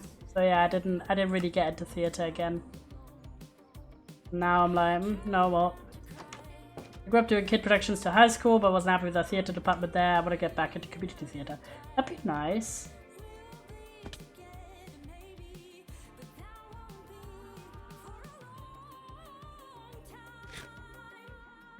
See if I can get a bunch. Yeah. I'll get my last time. I think we're gonna get the exact same arrangement, except with Fortune 1 for no reason. Not the best, but whatever. Maybe when you're lying on a team. But good luck with it. I think theatre's pretty cool. I just wasn't like a crazy social teenager, so yeah. Didn't really do anything more beyond what we did when I was in elementary school. Because there was kind of a more integrated, I guess, into the curriculum, so a lot more people did theatre. Basically everyone did theatre. There was just like a class musical, or class, not musical, just a class play that like basically the entire class did, so that was what we did. You know, the detectives. Yeah, I need to go back. After that, not really. Except that one French class thing, but whatevs.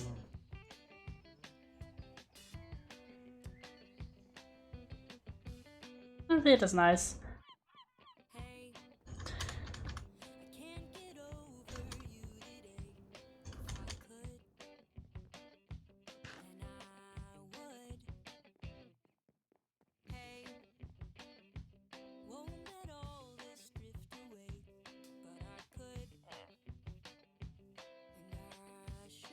Do you know something funny? Well, not funny, but I was just thinking about it. I'm still thinking about the whole topic of like long-running TV and representation in it and everything, and I'm kind of hung up on it mentally, I guess. I was telling my dad about, or like, and also how the perception of this is very different based on who you are. I was telling my dad about this. I was like saying how I want more queer characters in SVU and how few there've been comparatively. And my dad's question was like, how big is the percentage of LGBT people in society, right? So I googled this. And it first just came up with a like average number for every generation, which is 6% in Germany, if you're wondering. And my dad was like, yeah, it's like every like 1 in 10. Not 1 in 10, but like every 1 in 10? I think so, yeah. It's roughly 1 in 10, that number, compared to like the population numbers. And he was like, yeah, but when I watch any TV, there's like queer characters everywhere. It's way more than percentage-wise. And then I saw a different statistic which actually divided it by generation. Because it's like 5% for like baby boomers. It's 22% for Gen Z. So it's more like 1 in 4. Left-handed people are everywhere these days. Yeah, I don't know. He was just talking about media rap, and I was like, yeah, but I was saying, yeah, 1 in 4. So if you have a cast where the characters are young, if they're under 30, 1 in 4 is queer. Pretty much. And also, I was saying there's decades where there wasn't any LGBT representation. So in my opinion, it's fair to catch up and just, you know. And he was like, yeah, no, fair enough. But I was like, where are these... Like, where are these shows where there's too many queer characters and where can I watch them, you know what I mean?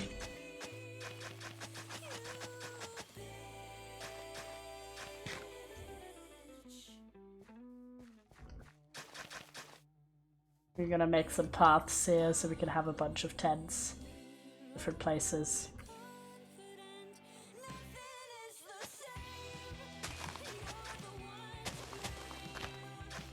Yeah, I'm saying like... It's crazy to me how, but also, admittedly, right, straight people consider a shockingly low amount of queer representation to be queer people everywhere. So, I mean, I don't know what exactly, like, I don't know the shows, I don't tend to watch the exact same shows my dad watches, so, like, I can't verify. Let me make 10 to 2.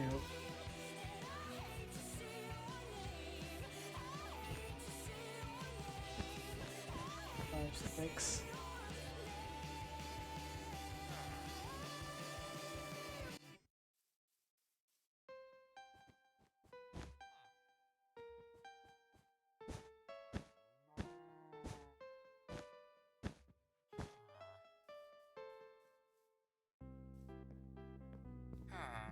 5. Okay, 5 in the middle.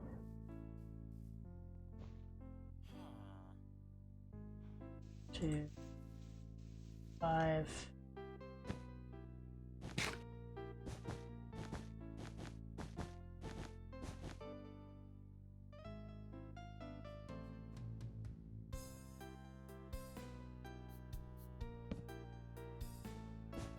Two.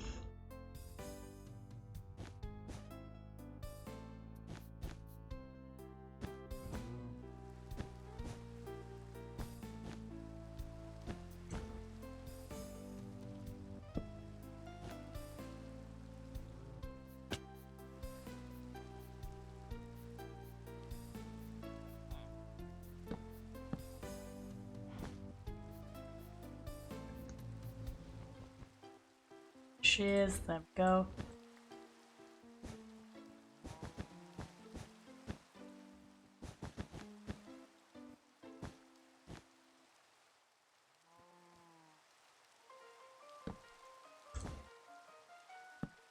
There we go, nice.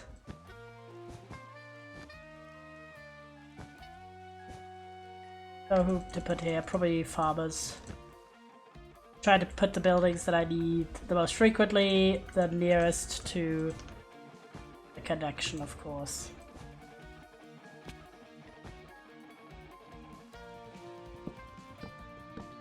Go. Oh, it's still day, it's just rainy.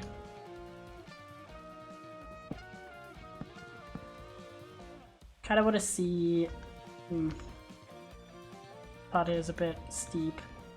Some more dirt so I can extend this tent a bit further back, because kind of having it 1 block away from the wall is very close.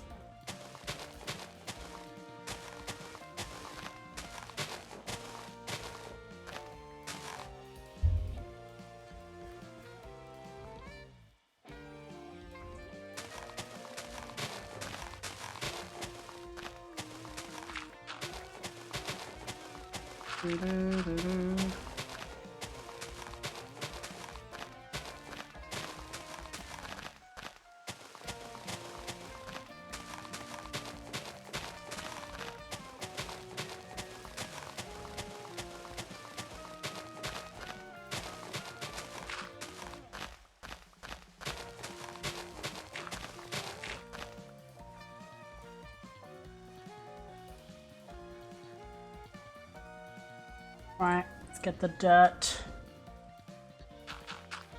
Fill this up so it looks fine. Bit of extra dirt so we can expand this over here.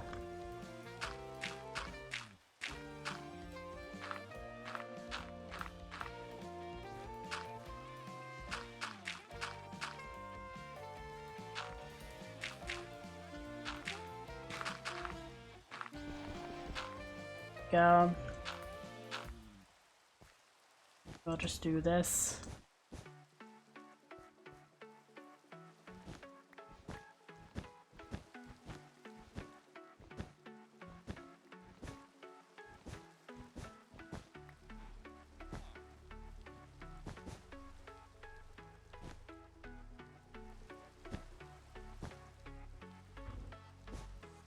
There we go, nice.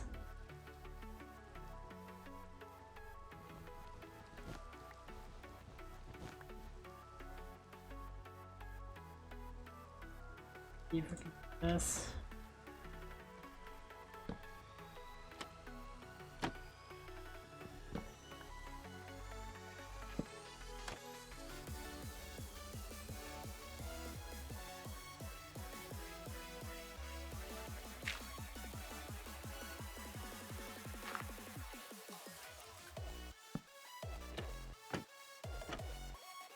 How did I do it on the other one? Guess you don't remember. I wanted to copy this over. It's 2 and then a slab on top, okay. We need to add some dirt eventually. Get this bad boy in, and the slabs.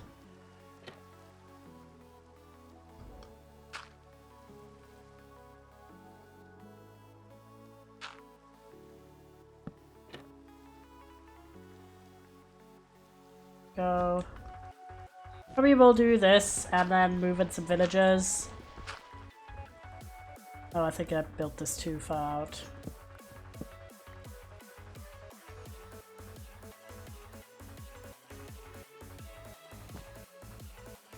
This here. There's a too far somewhere. So I think I'll do this tent and then we might switch to tiny life. Because we do have quite a lot of streams this week. And I can feel my voice dying a little bit already. Got too passionate about my silly rants.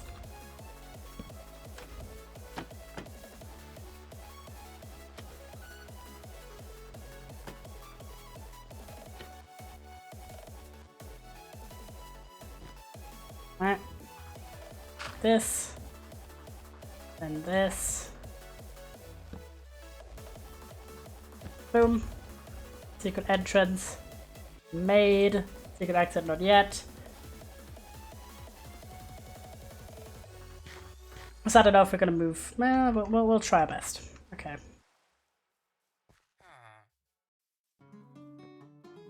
Yeah. Area covered.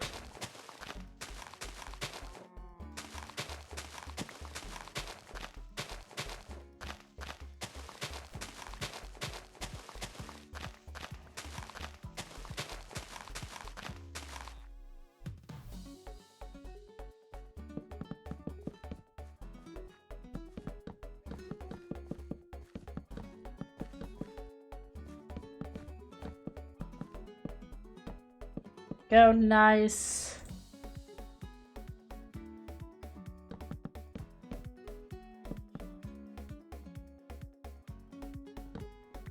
Technically we could already have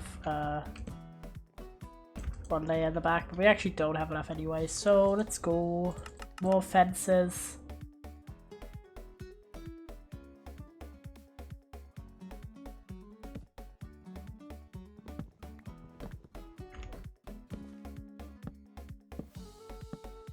Go.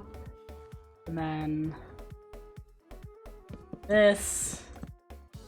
Best of lanterns or not?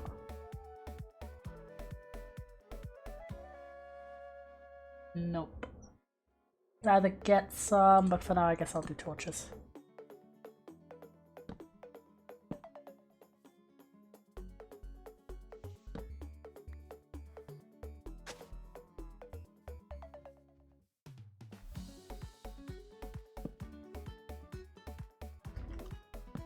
There you go.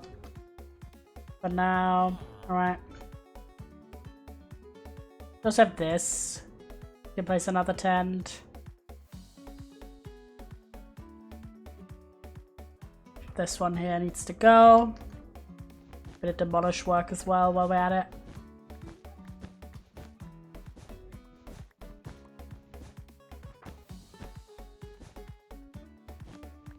At least now we have a pair of shears, because this was a huge pain without.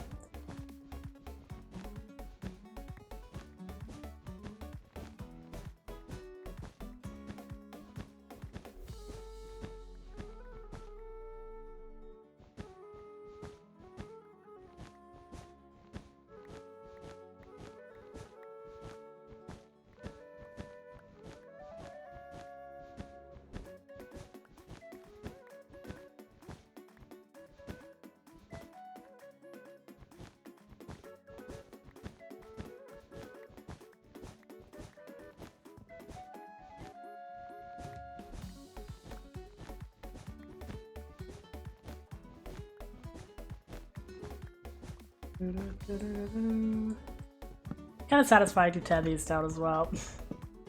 Kind of nice.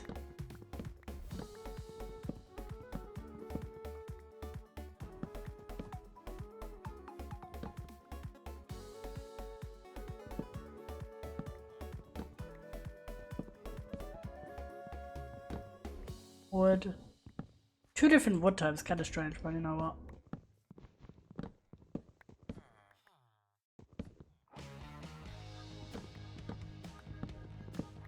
Take these first. Lantern here, that's quite nice.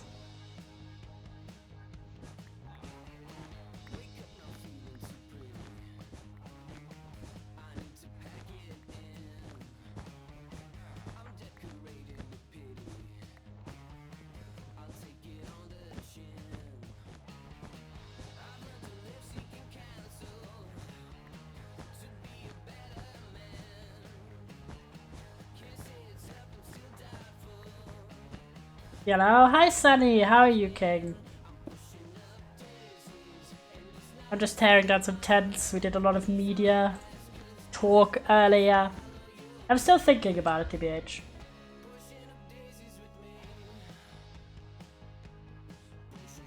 I'm good. That's great. That's great. Yeah, I was talking a lot about getting back into Law and Order Special Victims Unit. Are you on NSMP, Allegras? I am. Okay, one of my super old game projects right now. So you can join. Yo, join King if you want to help out. It's so interesting to go back to old stuff that you don't remember. Yeah, I agree.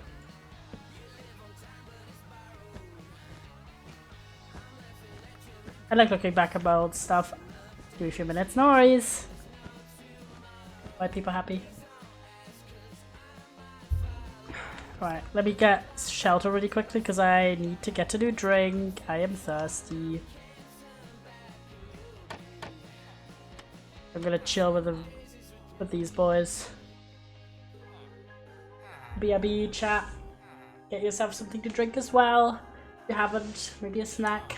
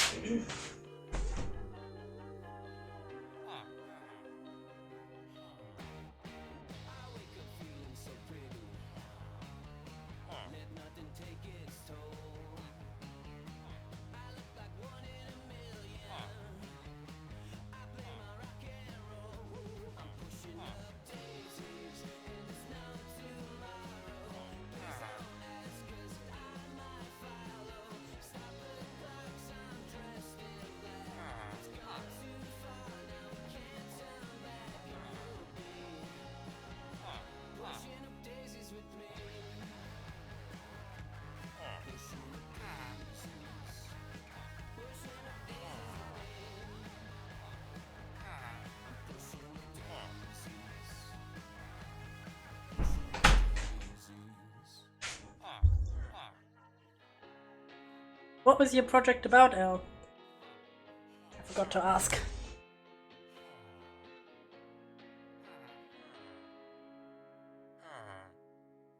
Yeah, alright, let me escape, lads. Thanks. Continue tearing down that tent. Drinking a lot of water with lemon slices in it. Just kind of feels bougie, even though it isn't. It's just lemon slices. It's just an old game I made ages ago and I haven't updated since. Oh, that's fair enough. There's the other tent. You for days. My Minecraft turns on for so long. But, yeah, no, I know the struggle. Oh, also, it's my friend Toby's birthday today, chatters. Let me... If you don't know, he's a streamer. Plays Minecraft. Plays modern Minecraft on a cool server that's got similar inspiration than NSMP has, so if you don't follow him already, do follow. Been doing a lot more content, so many mods to spare, yeah. Yeah, I was watching his stream yesterday, and oh my gosh, he's actually beating the 2-hour Andy allegations so hard at the moment. If you don't know, a few of my friends that do streams, happy birthday bias, for real. A few of my friends who stream are people who do like 1 to 2 hour streams, which is fine. I just kind of tease, even though these days I'm also a lot of time streaming for 2 hours. Tobias getting honest imaging. But like I think last time, yesterday he streamed for like 5 hours, I think. Like Jesus Christ. Bro is beating me out. Okay, I need to get at what's it? I need to get a boat. That you, Sunny, yo.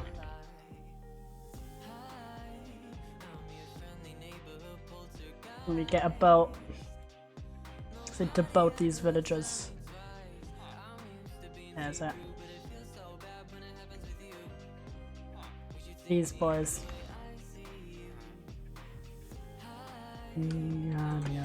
Neighborhood guy.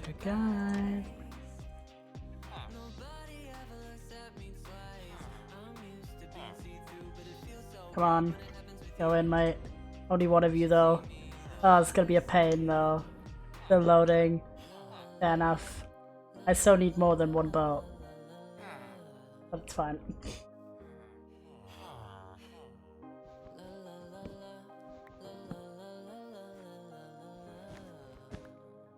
We'll try and make an exit.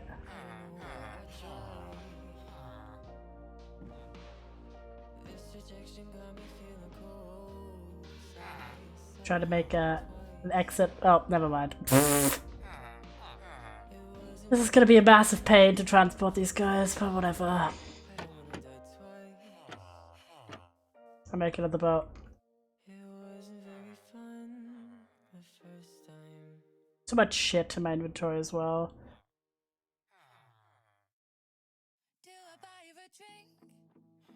Yeah. Crafting table. Give me a boat, please. At least if they're in boats, they're safe.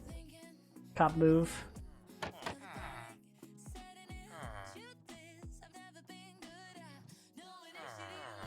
Go in as well.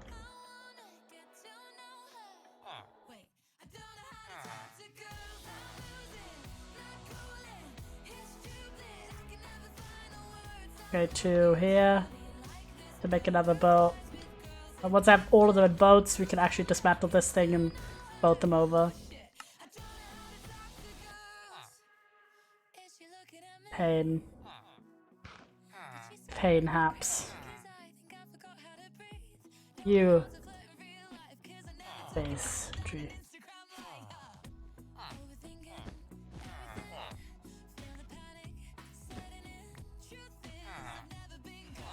Come on, there we go, got them all.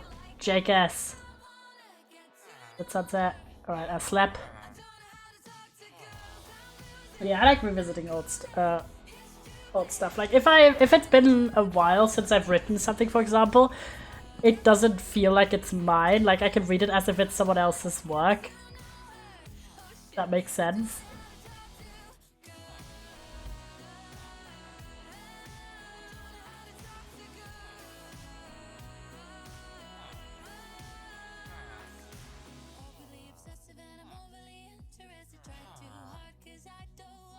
Hello.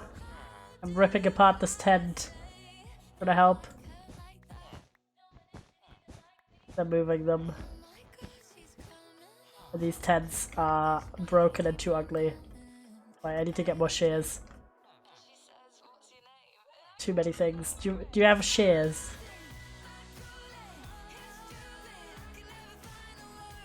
You need help? Yes, please. Do you have shears? If not, I'll bring 2 pairs. Sick. Fair enough. I'll go back to my house real quick to get some shears. Oh, wait, you have iron on you. Based. Based. Shear clock.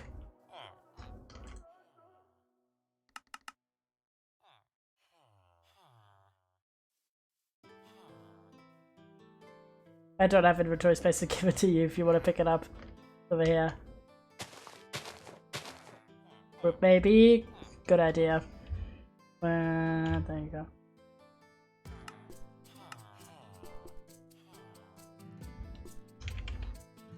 Silly. Great. Hello. This stuff. There you go. We just need to get, because they're in boats right now, we can just chill. I'm making all of the tents fresh and new and a bit closer to my base. These ones are a bit much. There you go.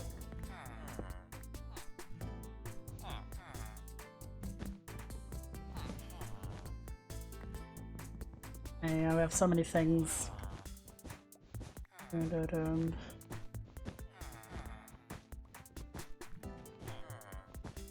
That's enough base shape, but I just kind of wanted a fresh start. Simpler tents. Less drama.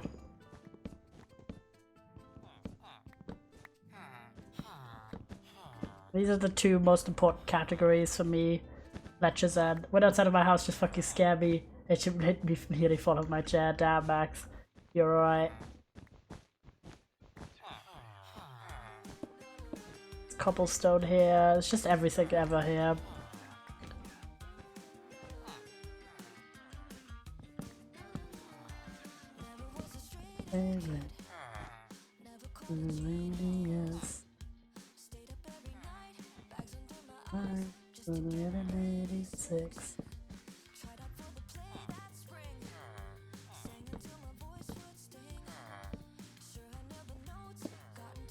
Yeah, alright. We got everything sort of dismantled.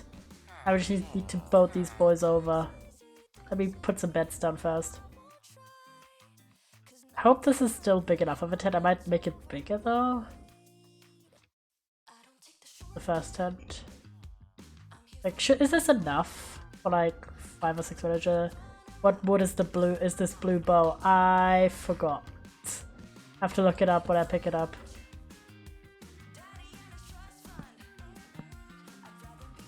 Ain't no way. Yeah, I did. This lights up with my animation, so my keyboard mouse, everything lights up red. You hear thunder, not wind. I'm stupid. That is silly. I think this is the amount we need. Let's see. It's gonna be a pain to maneuver, but it's fine. We'll get it. Right, pick up what's here.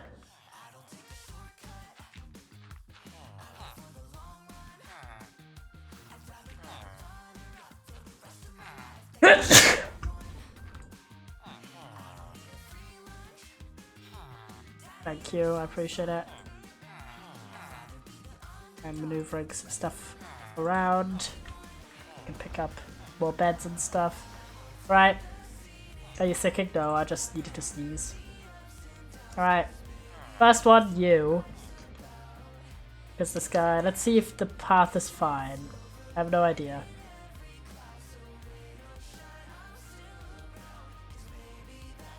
Let me see. Yeah, okay, if I make... I think this will stay level, roughly. Exactly, fill up, fill up.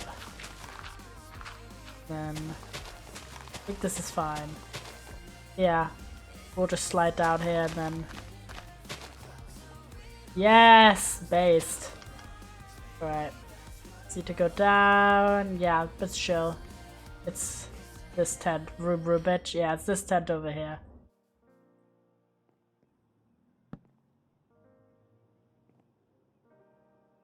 Be enough.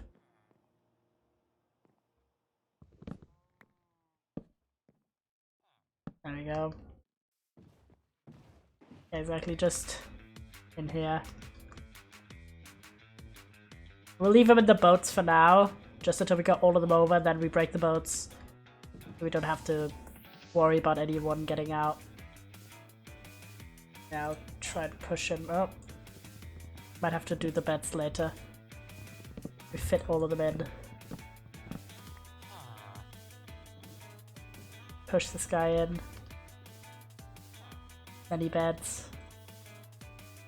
Okay, we got all of them. Now we just got the annoying part, which is we need more boats. We need broad strokes. We need more boats because there's 2 in each of these and we can't drag these.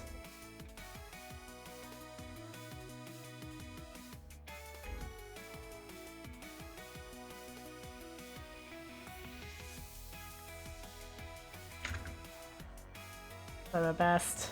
Vibe.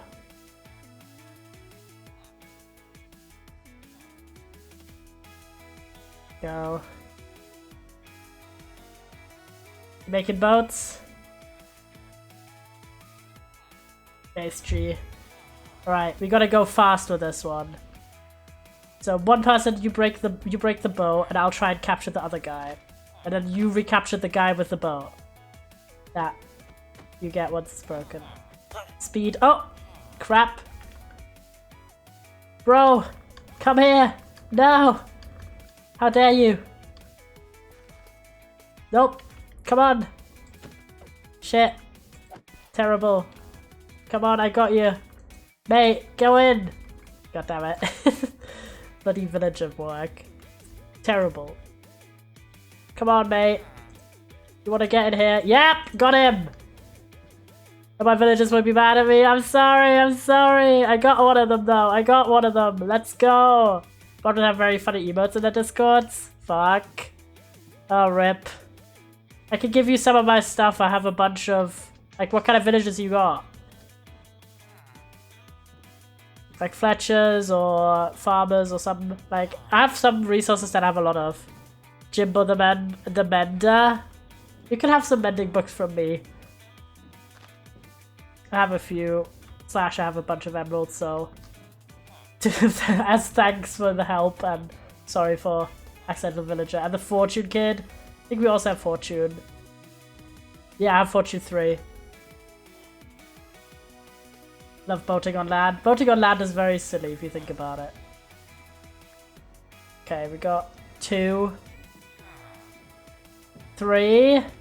Go, okay. Just the same thing twice, 2 more times. Well, it's fine. The drama. We need more boats.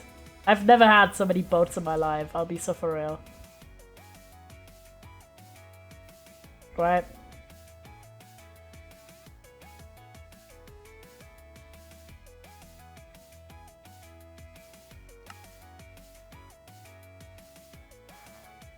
Boat. Did you know I had CPS yesterday at my base? What is CPS? Child Protective Services.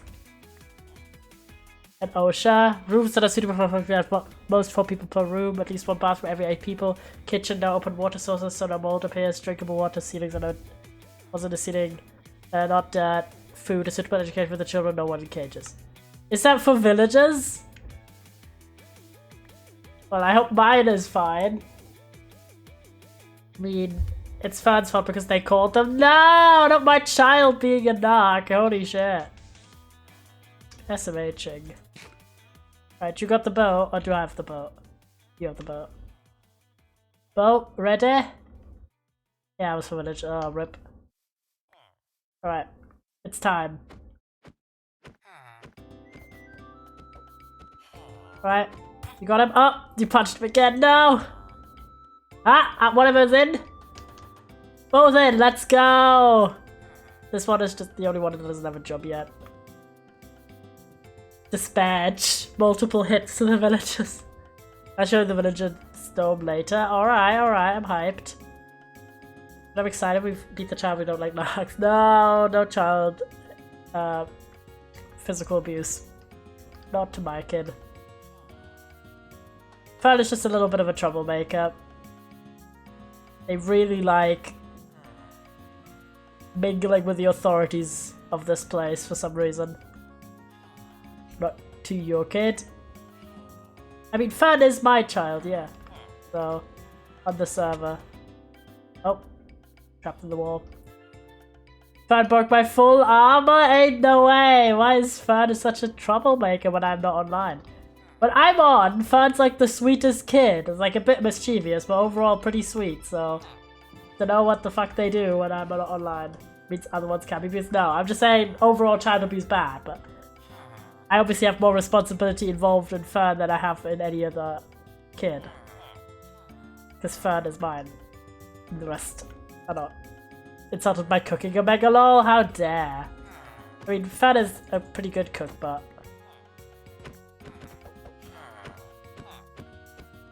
Careful. Getting it, I'm getting it. Have some bets, bros.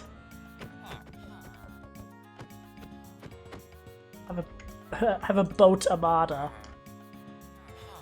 Don't hit them? Yeah, I'm trying my best. Is one of them out? No, he is. I was about to say, did one of them go into the boat?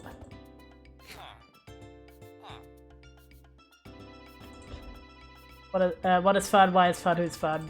Fern's my adopted kid on the server.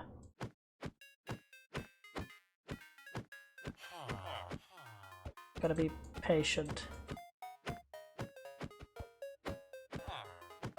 Adopted? Yeah. Didn't spawn Fern in, did I? Be a bit difficult without another parent. We have enough. You didn't birth? No, I did not birth. Boop. All of them slap. Right. Escape. Boom. Done. All 5 in. The only thing we don't have is the job posts. So 2, 3, 4, 5.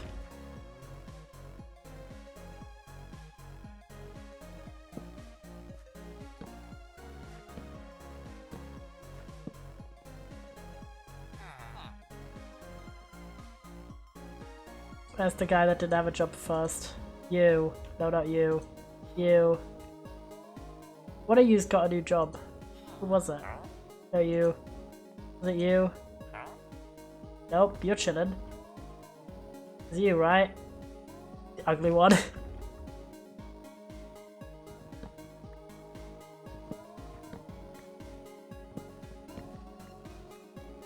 Unfortunately forgot which one, Could you sleep real quick?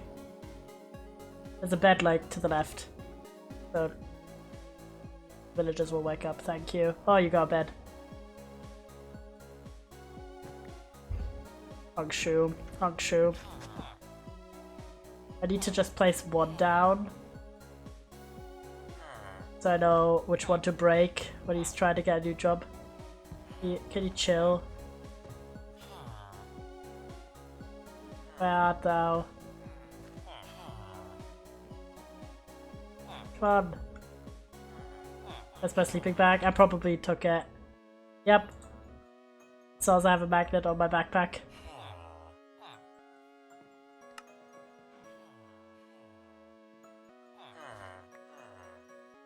Thank you. Bro, can you...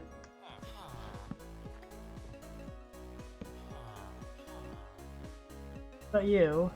Meant to be you, bitch. Come on. You want the job. Get the job.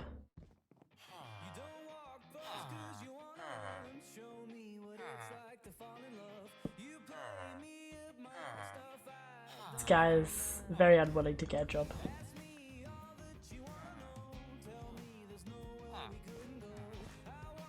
Right, I'll for now. Oh god.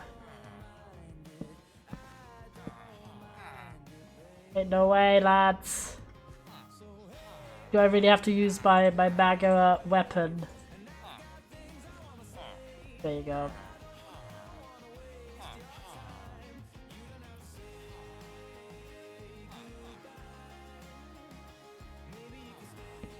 Oop.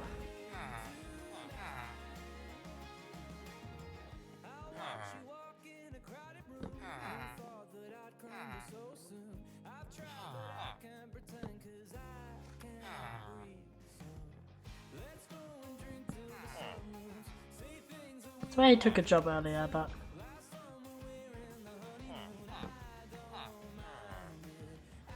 Whatever.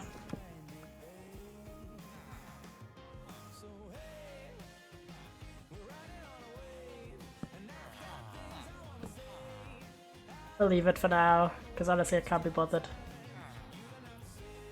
Dance. Based. My ass cannot be bothered.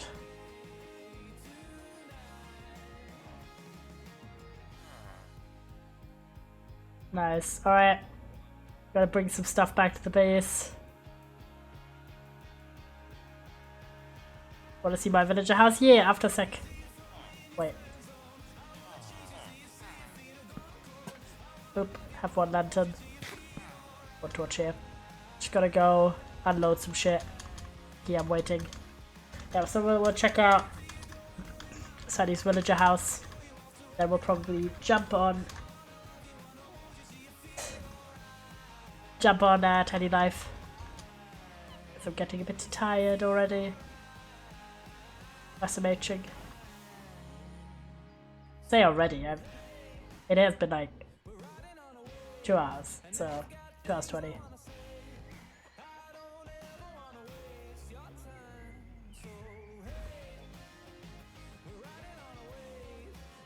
Sorry. I love the big emotes so much, it's so cute.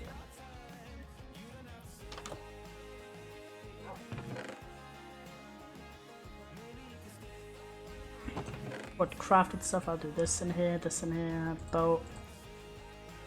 For now, there is so much wool, which is mob drops. All the varieties of wool. Honestly, we should just have a separate category for wool at this point. It's getting too much.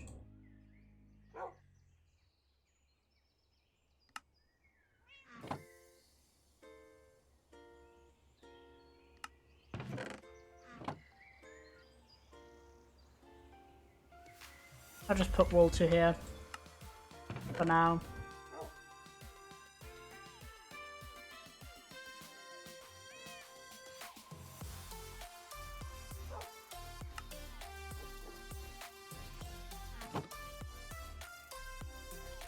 Get this. Wool in here, wool in here, wool in here.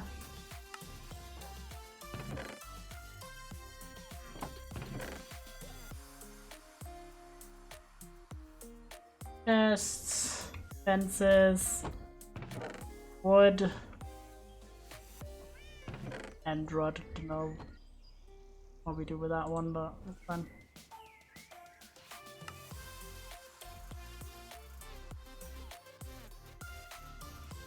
The shade is back on. Spatch.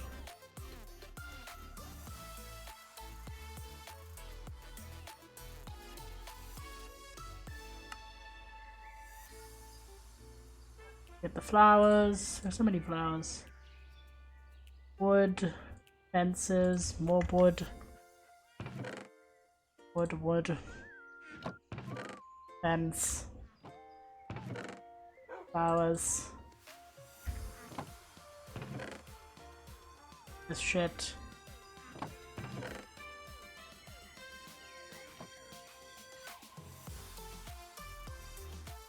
Yeah.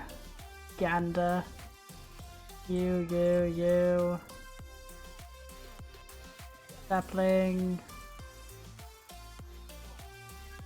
This.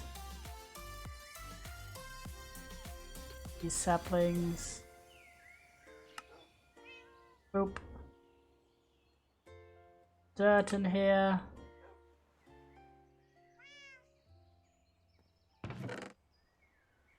One. This.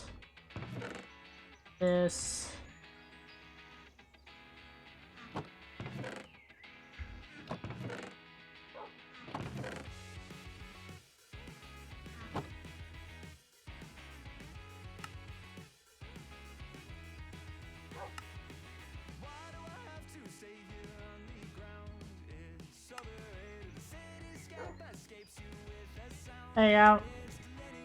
Pretty nice. Alright. Perfect. Go back.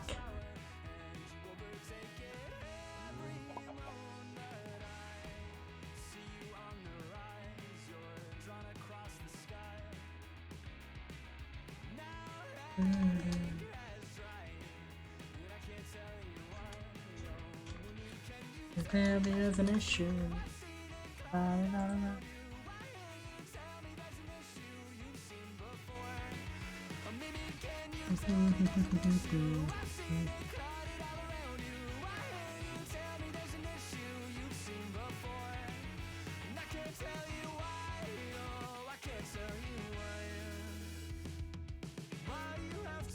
Ooh. Where you at, Sonny?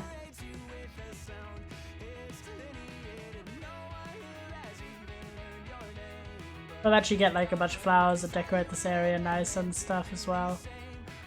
But now we're kind of focused on getting all the villagers new tents, moving them, you know, the annoying shit, basically. Still this one. We have this one still, that has villagers in it. Forgot, does this one have? Yeah, this one also has villagers in it. Specifically, what is that? Specifically Fletchers, which need to be moved to the other Fletcher as well, so Maybe it isn't so bad to have a bunch more tents. I kind of like the color blue and grey together. It is quite nice, yeah. Fern picked that the tents should be purple. Honestly, I didn't care really. It would just be nice to not have it be green because we don't have cacti. Unless you have a cactus farm, you know, perchance. I don't, baby. Yeah, I haven't found, like, we've been adventuring a bunch and we have barely found deserts, never mind what little deserts we found actually just didn't have any cacti, so rip. There's a bunch of stuff that requires green dye. In particular, you found a desert. Did it have cacti in it? Because, like, I've been carrying a waystone, like, the whole time. Just in the event that I run into, I don't remember. Siring. I don't remember exactly. Oh. I do have a waystone in case I find one, so I can put a waystone down and boom. And then of course make an actual cactus farm for any green dye needs. You see my map? The base G.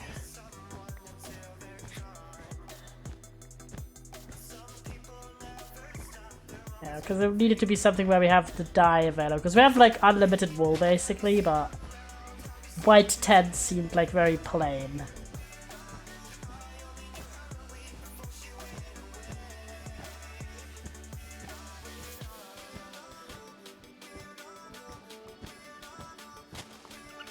There you go.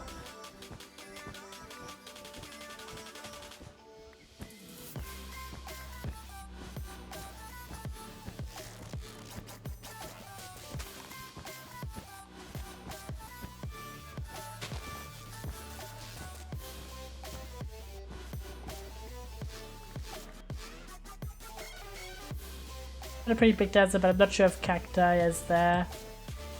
Oh, that's wool. I thought that was stone. I was like, why is it so slow?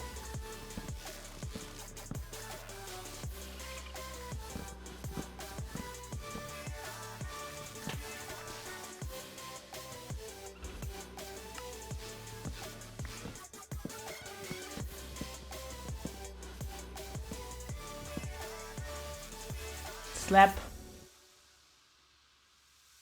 I'm coming back to you. Yay!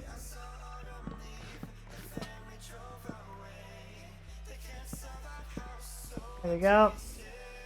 Another tent decimated. Just going after the ones that don't have villages in them, obviously, at the moment. Pick tree. Yeah, this one also. Of course, into my shears break. Away.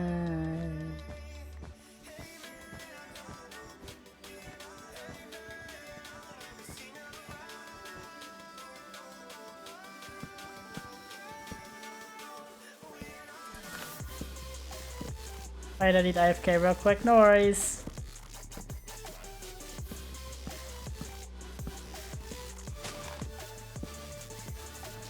Oh my gosh, another anvil.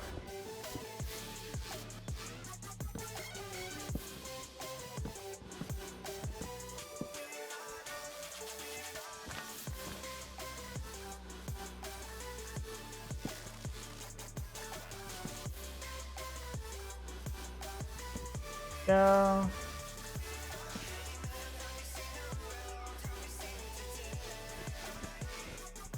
A carpet. Don't have a pair of shears anymore, but you know what?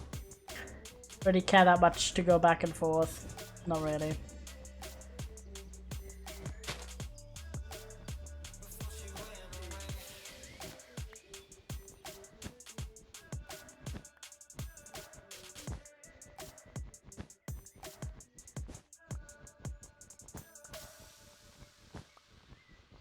Be back, yo!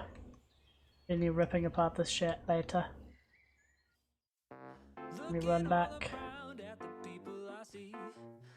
Everybody's looking at me. Hello, I'm here. What's up? Alright, show me your gaff.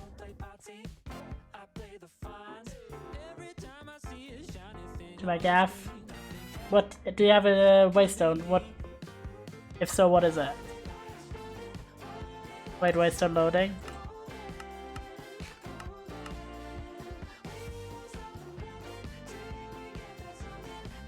Study Act and ITP. I don't have that one. Is there any nearby?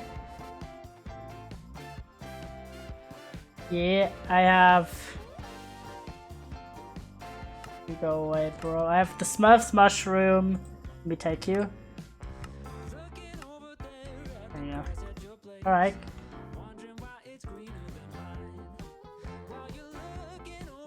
Yes.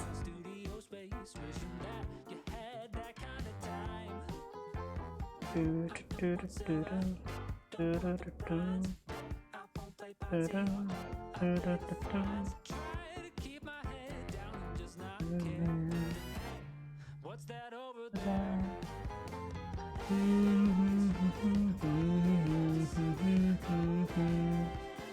Hold on.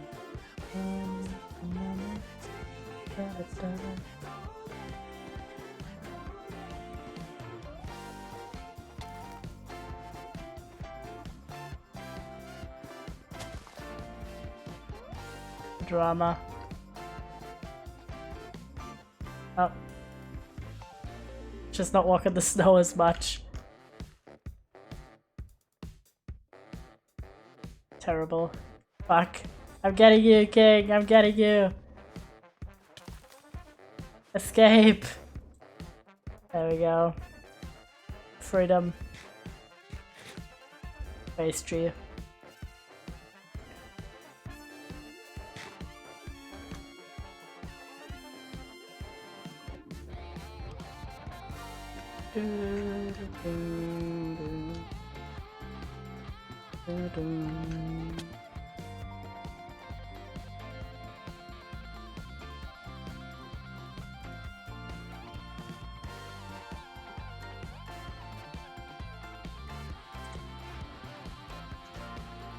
Many creatures abound.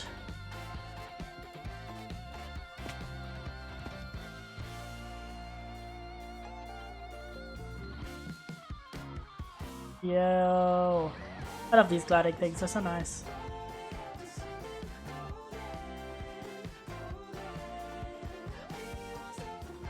Lava.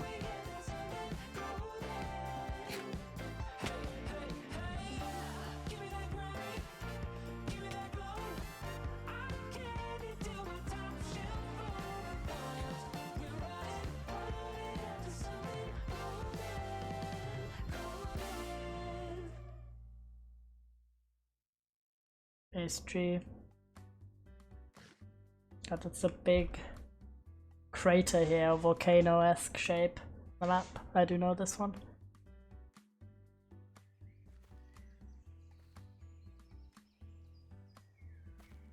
Such a funny shape. It is. Very silly.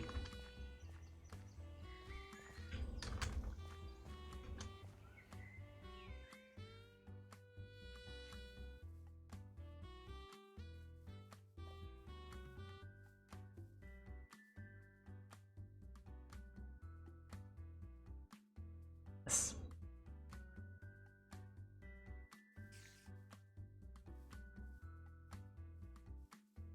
Gotta focus on the pathing, chatter, sorry. So, oh my gosh, chat, I'm so excited because tomorrow we're finally doing the Stardew stream. I do need to adjust all the times to be in, like, if I message in the Discord to be in EST. But, yeah, tomorrow at 7 EST. Yippee. I know! I'm finally playing Stardew Valley for the first time ever. I lost you, by the way, Sonny. Oh, there you are, I see you.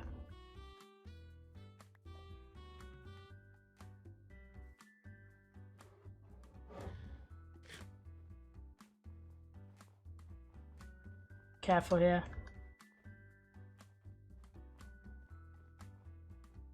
Oh. No. This badge. Got it, thanks. Oh. There's a fire.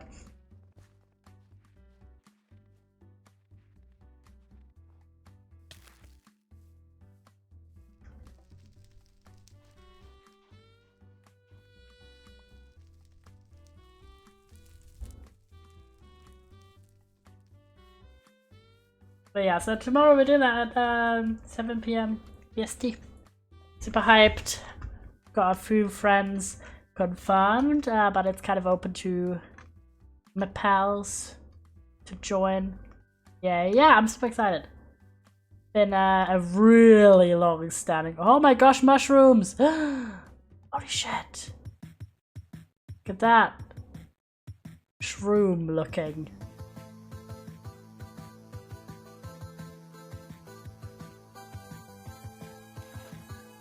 My leaf ran out of shroom. Big shroom. Fuck. Why fuck?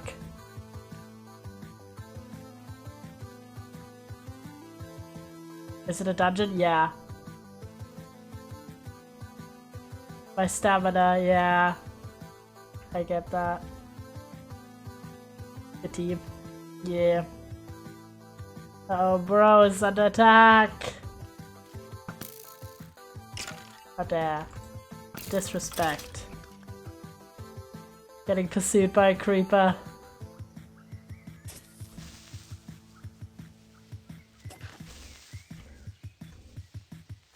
Got him. That was a bird. I thought that was a creature. I was like, holy shit. A dangerous creature. We're almost there. They were just... I want to take... Wait. Do I have spare? Should have, yeah?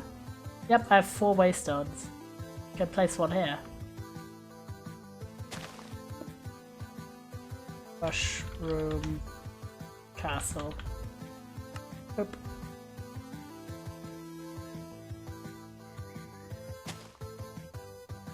Wait, where, there you are. Yo, based.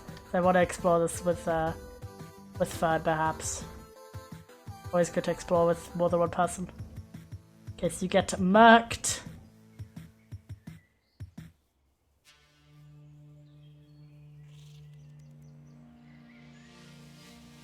My brain. What was I? Yeah, so we're doing that tomorrow. I'm very excited. Bunch of pals, and also I've been waiting for that stream to happen for so long because I set out to start it for the first time as a co-op stream, and you guys know all about the struggles. But yeah, we're finally doing that, and I have no idea if it's going to be like a returning co-op or if it's just going to be one-off, but either way, that means starting is finally entering the ranks of games I can play on the channel, so yippee, yippee. So we'll see. Either way, I do want to play more of it, especially with the new update. More content, yeah. And this week we're really doing the most streams I've got. Chat, you must watch. So true. We're doing the most streams in a week that I've done in a long time because it's like, you know, boys, we've been doing such few streams because I was doing all this term paperwork and other shit going on. So today we're doing 5 streams. Every day except Thursday and Saturday. So I hope you're excited. Loads of different things. We've got Minecraft, we've got Sims. We're doing a building challenge for the first time as well on Sunday. So I love Sims. Yeah, we're doing a build budget challenge where like I spin a wheel and I get a random amount per room to build it. I'm very hyped. So yippee. I got my eye on the ceiling, you throw my pants on the floor. I was just thinking about leaving. We should. Yo, imagine getting 50k in a bedroom. Yeah. Oh, this is so pretty. Holy shit. That's so beautiful. Is this yours? I love these. The one time I should have had I've had over 5,000 for each room and less than 200 for the kitchen. Despair L. But yeah, I'm so hyped for that. That's Sunday. I found like a little wheel. This is so cute with these like leaf roofs. Oh wow. Oh my gosh. So nice. Holy shit. Goated.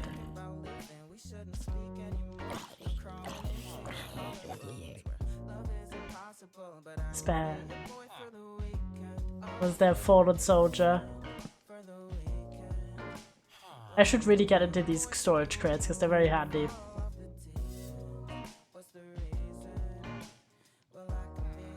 Aw.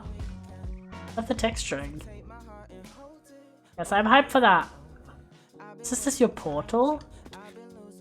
No, this is a fountain. Ooh. Gorgeous. But yeah, I just saw like it looked like a particular angle in with my shaders. It looked like another portal with a secret. Ooh.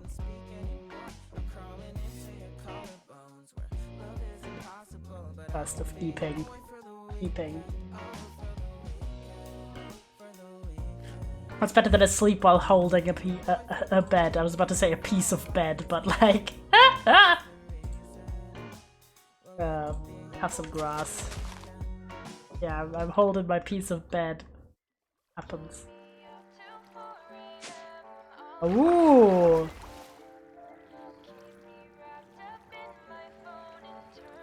How do you get there? I'm stupid. Right? Is it... Which block is it? Is it here? Ah, it's this block. I keep shifting on it and like swinging on it. Ah, there we go. Oh my gosh! That's sick! Wait, I have a piece of bed, yeah. Nom nom nom, thank you. That's so cool! Secret room.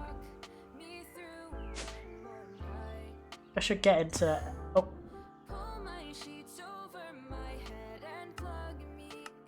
I think did I break it? Help!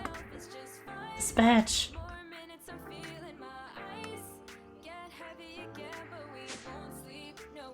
I think I removed the camouflage.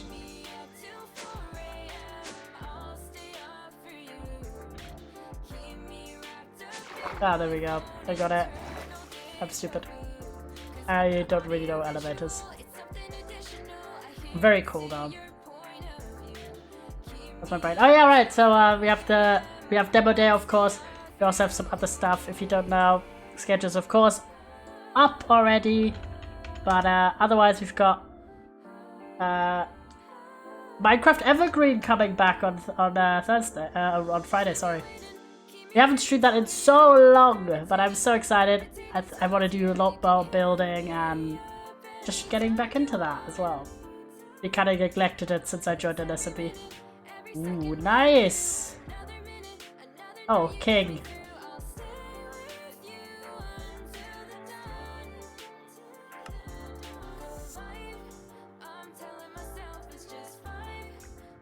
Have some food, king.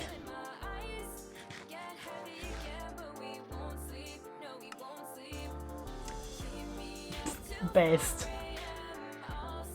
This is such a gorgeous build. I like the level of detail.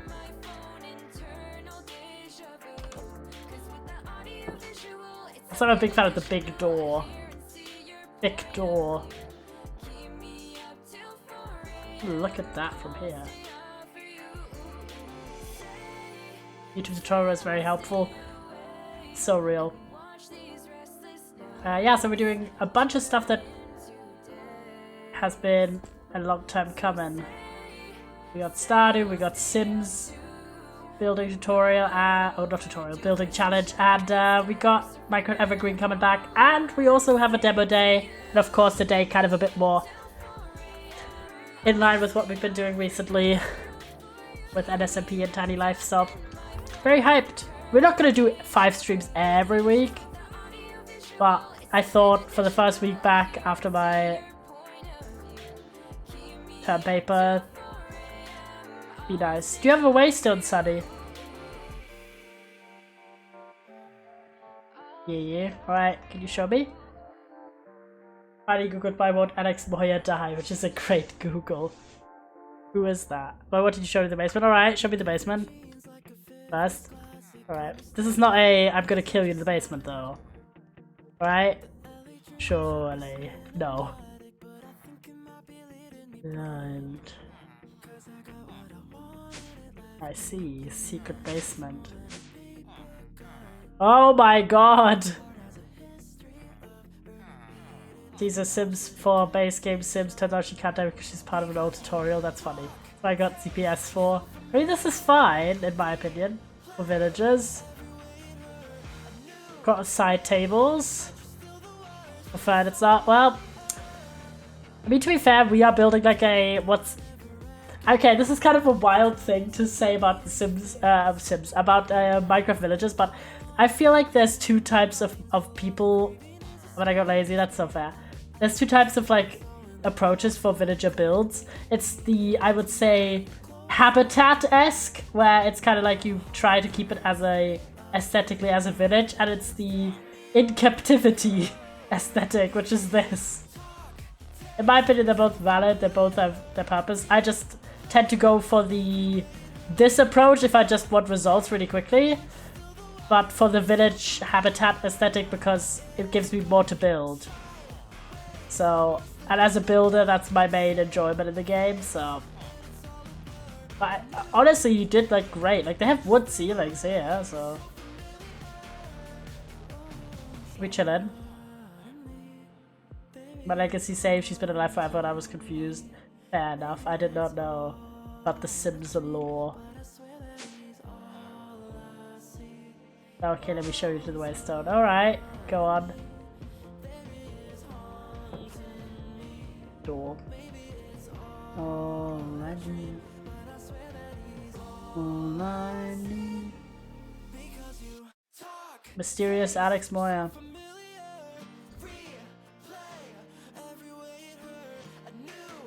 Yeah, for this week I thought, how about we do a bunch of streams? Oh, there we go, that makes sense. Nice. Yay. Thank you for showing me. You're very lovely builds. I'll jump on top of this. Wait, pause.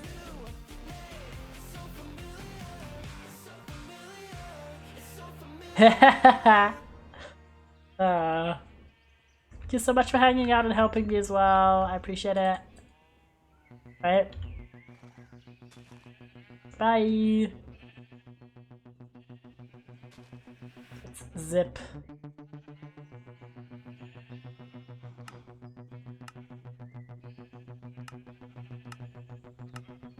Do like that. Bring my base up in the list to be on page 1.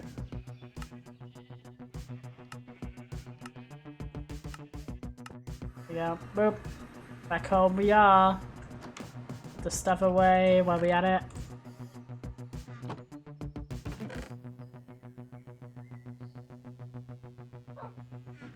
More wool.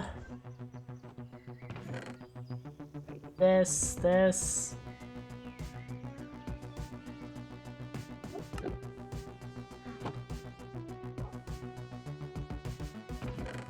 Flowers.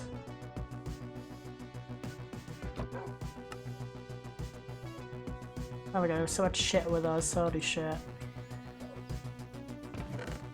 Go here.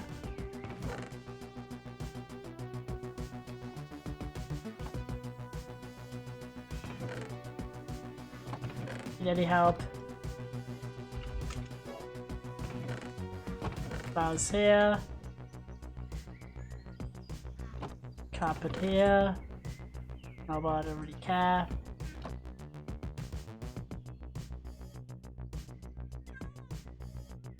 Get all the beds in here for now.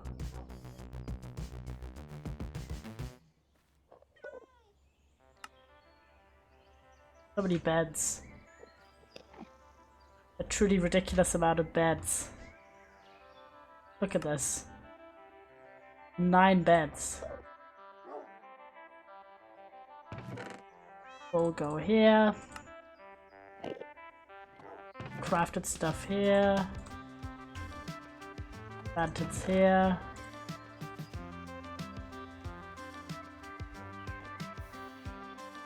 Anvil here. Furnace here.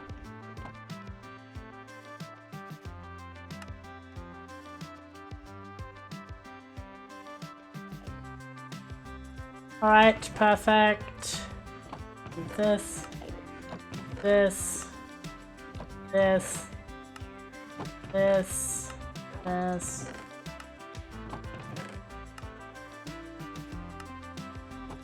There we go.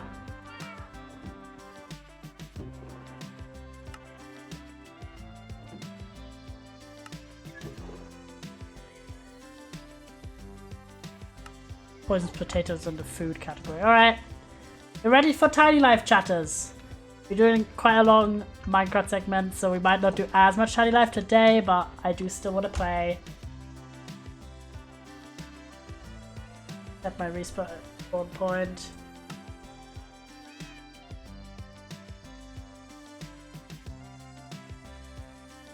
There you go. Leaving the craft.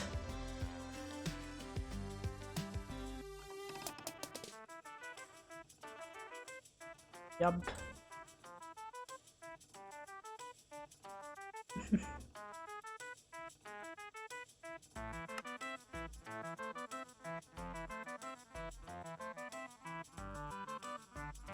But we are definitely gonna raid Toby because it's his birthday today.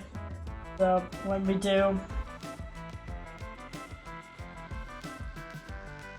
if you have any spare financial means, do support him. Give him a nice little birthday gift. I already have yesterday, so join in.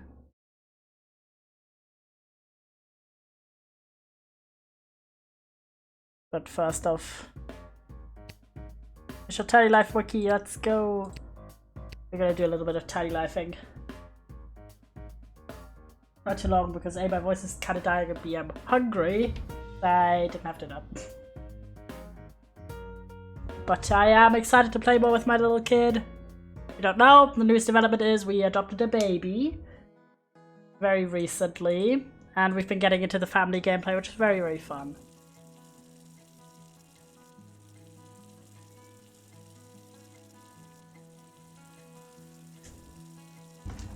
Baby pause chat. Yeah, we got a baby called Jedi Miners. We call the Mini. That's the bebe. Can we cook it? No. You can't cook babies in Tiny Life. Alright, let me get my tracking document. Achievements. Why not? Madge. Dunno, ask Elle.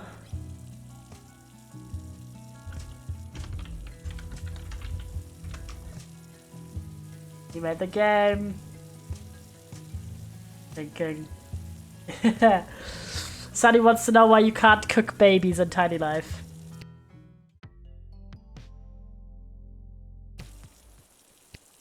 I know I saw. Yeah. Go on.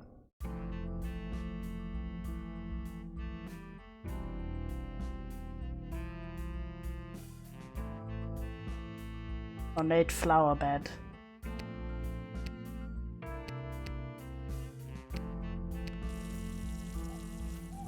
I got left on red, people sad. Ornate flower bed. It's a family friendly game, so yeah, figured.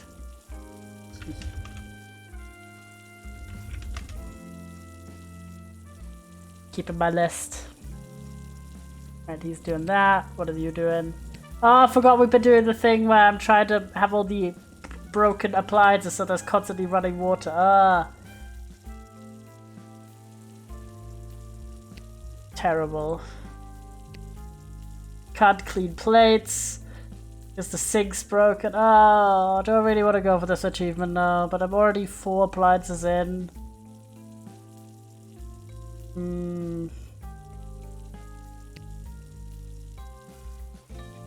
Oh, I don't really care because this is annoying. Oh. We won't. It is an achievement to have 10 broken appliances on your Love the Pink Kitchen. People get girls. It is a great kitchen, but yeah, I'm too annoyed. You wake up, repair all the things. I'll do it like one day. I'll make like a room with 10 appliances in it and break them and have the normal appliances be fine, because it's getting ridiculous. Yellow, you need to fix the stuff. Yeah, there's an achievement for having 10 broken appliances on your lot. Pato chill, for real. And I wanted to get that, but then I really underestimated how annoying it would be to have multiple achievements, multiple broken items on your lot. Yeah, for cheap and hunting, I'd have a big match of forcing it is the best way, yeah. I did already force it, but like, be comfy, dude, match. Yeah, we'll have to do like a basement room where there's just broken appliances in it. Eventually to get that achievement, because I do want to get all the achievements in the game. Like, we've been working, we have 4 already. And they're kind of difficult, most of them, so... Have like maximum level every skill, make every food, that kind of stuff. Liam is working, getting every woodworking item made. You know, friend, so true. Oh, by the way, if you didn't see, we do have 2 new sub badges. So if you do want to start your journey to get the gay badge, now's your time to sub. Just saying. You have a 2.5 and a 3-year badge now. So, and they're quite good looking. Anyway, can I say, do I get it? Don't know if I get my own badge. No, I myself am only a 28-month sub, only. The year and what? 2 years and 4 months. So in 2 months I get the new diamond badge. Not platinum, the new diamond badge was very cool. Gauge looking. So, absolutely wonderful. Oh, you are dying. I'll have you take a shower. And then sleep. And also I'm working on more emotes, chat. Because I think I'm gonna do some revamps of some of the older designs, and also add a little bit more if I can. This is the last one where I added Tupper Holt. That's not Tupper Holt, that's based on Tupper Holt though, it's Yellow Holt. We got that one. City gets used a lot, this one. I do want to upgrade some of them. Make them all more stylistically coherent and stuff like that. We'll get to that. Use the bathroom and make the Caesar salad. You clean up the plates. Take every single plate individually, are you for real? Okay, mop that up. Mop that. Repair the sink. You're sad because you're missing fat. My god. This man. You chillin'? Yeah, you're fine. Okay. Let out the baby. Oh, I forgot. Like, have a walk here. Let out the baby. You play a bit. You go bed. Use the bathroom. Mop that up. Indeed. Repair the TV. You have pretty good mood. So I don't think he can reach that.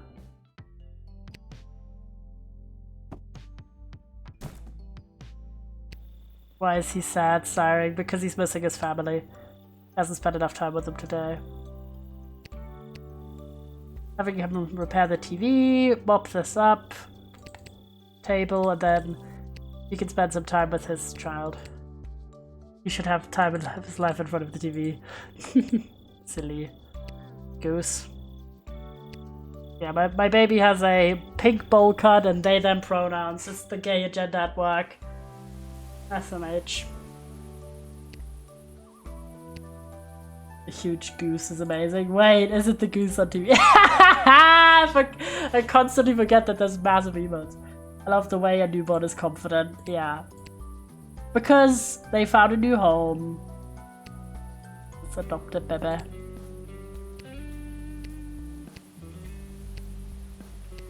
put away. Spend some time with your kid. Compare physical features, I think.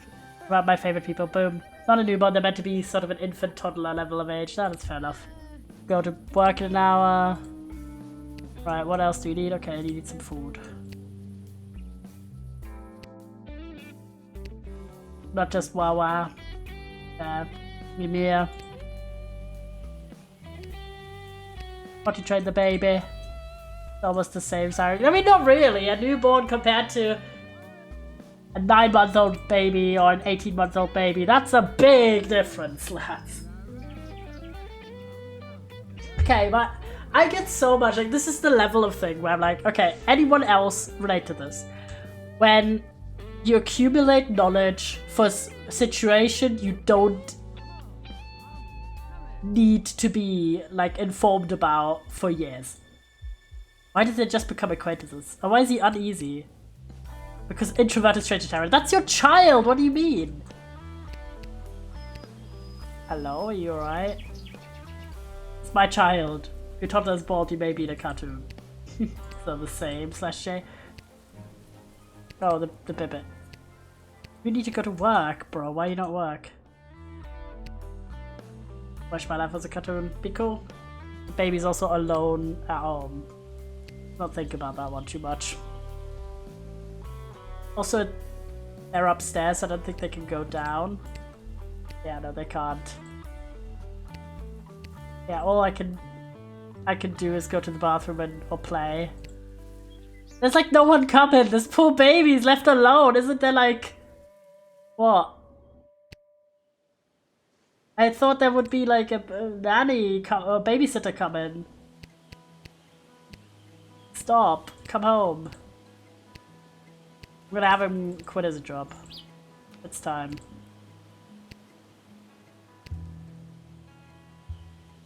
Could take parental leave. Parental leave.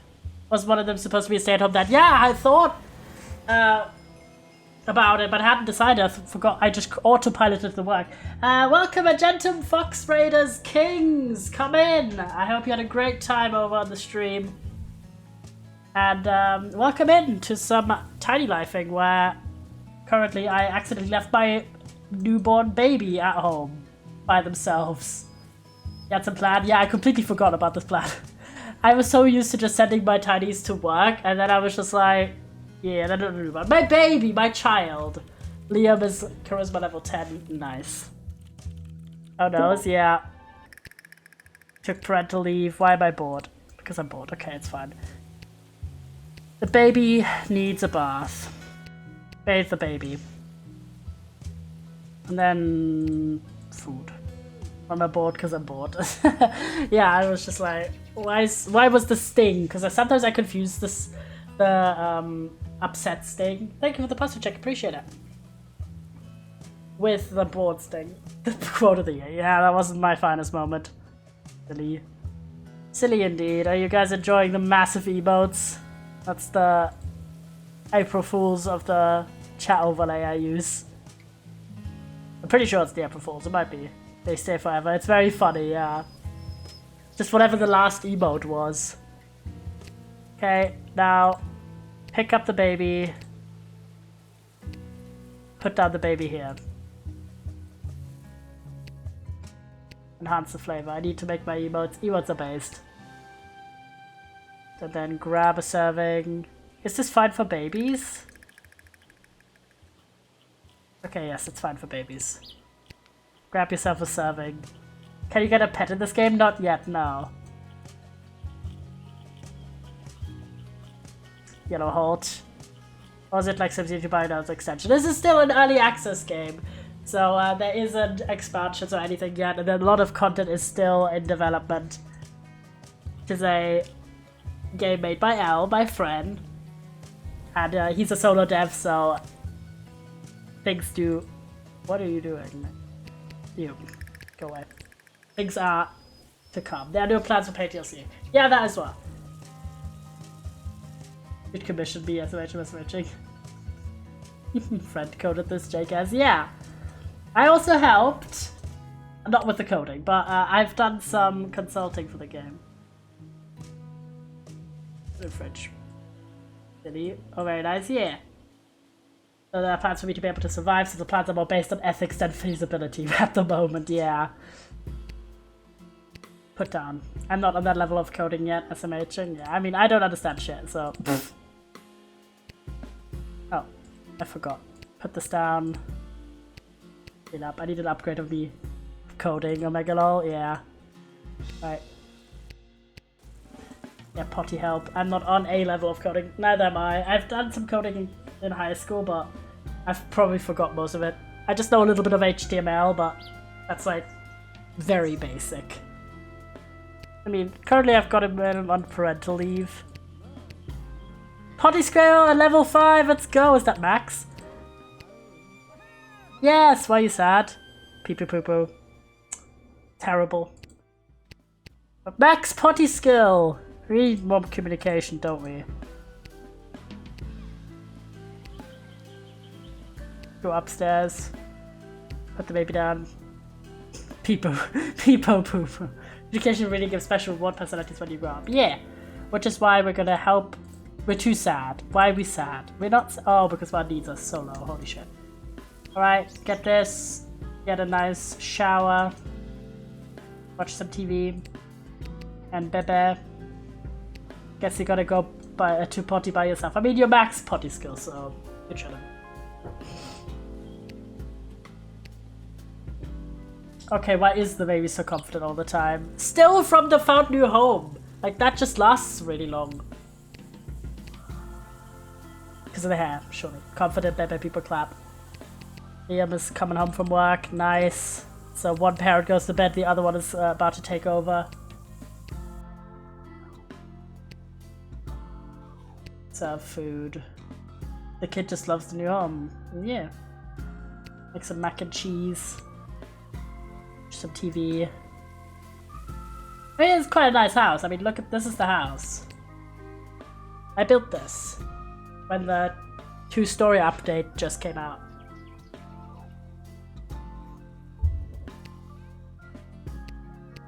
So, are you doing alright? Vibe, indeed. Slap. Chillin', baby. Yeah.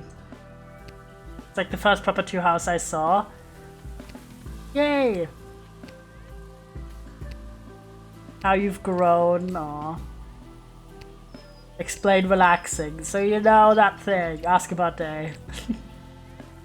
Oh, I forgot. I can't queue when it's upstairs.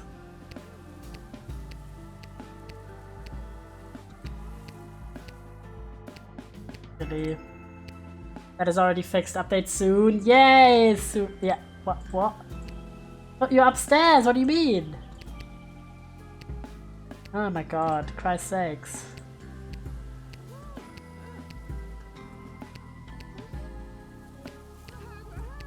Think about day and then explain relaxing.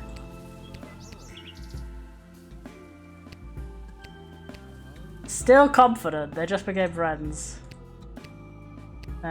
Help baby with story. Enough compare physical features, which makes no sense for an adopted child. I think it's sweet. The sentiment is sweet.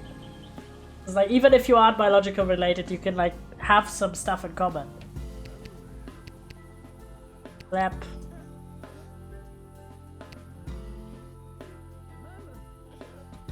Bowling ball. Clock.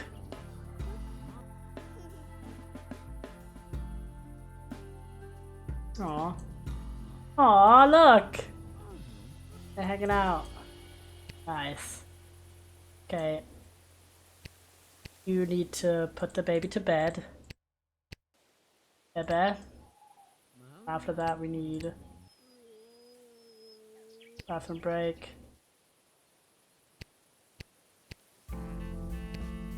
Food. Baby fine. Are you angry? Is you tired? Stupid story, damn! This baby does not like to read. Okay, now that we're on it, I'm probably gonna add an adopt action between non-family members and a child. Yes! Rah. Bad story, as I mentioned, yeah. First book ever read and immediately hates it. Honestly, yeah. I mean, fair. One person goes to bed, one person wakes up. Shuffle the puzzle. Research upgrades. Solve the puzzle. I'm sure it was Dora the Explorer. Yeah, the baby's like, nah, ain't no way. I could just take all my vacation days and then quit. Give the baby warrior cats power 3. I mean, it is like, they're like a very young child at the moment, so take more parental leave. Baby dreaming of firefighting. You know, maybe that was in the story, and they're like, I could do it so much better.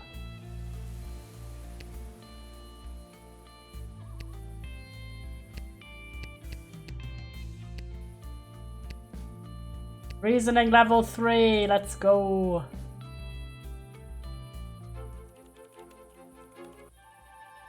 Alright. That's more parental leave. Some running. Baby's fine, Liam is awake. Continue doing your craft. A shower.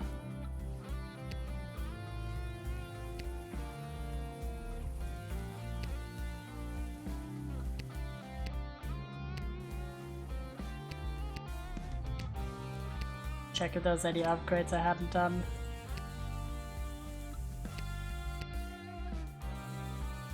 Oh, the shower's dirty. Gonna get upset because he used a dirty shower. Oh no, he's energetic from the energizing run and hyped up by the cold. Nice. Puzzle master. What's the insurance in this universe? No insurance. Insurance doesn't exist.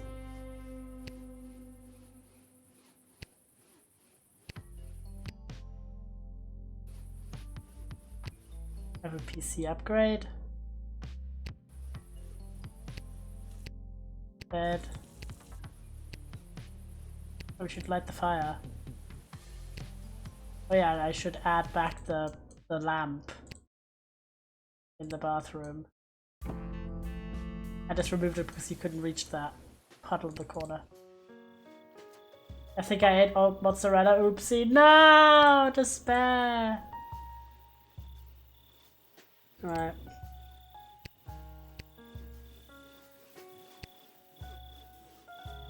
Almost done. For some veggie burgers.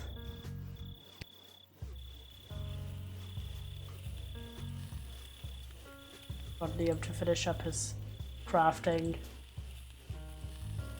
We could do a few socials.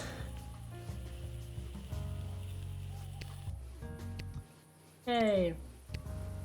Enhanced flavor, put in fridge. You're almost done. Not bad. How good is it? Good quality. Nice.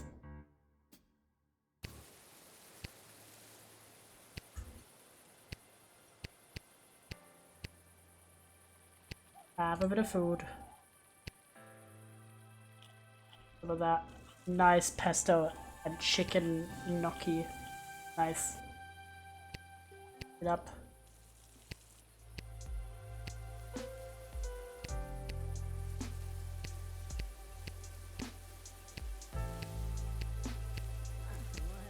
Casual flirting in the bathroom. I think I told the story before. The reason chicken vesadoki is an oddly specific dish. Is it because it's like... Let me see if I get the story right. Was it the dish you had on your first date with your boyfriend? Maybe. Yes! Close! I was so close. Come on, give me that. That was surprisingly close to the truth. I'ma go. That was very close. I mean, come on, why is the baby angry? I want to play. Okay. You are more tired. Go to bed. Actually, don't go to bed. I knew it was something with your boyfriend, but I didn't remember the exact lore. And then potty train the baby.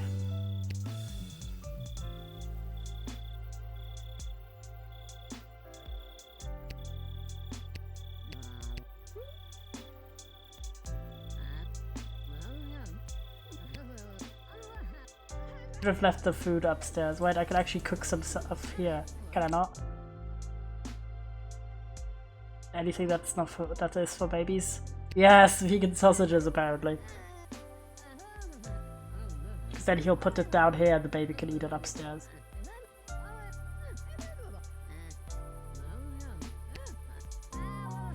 Unintentional side effect. You play, meanwhile.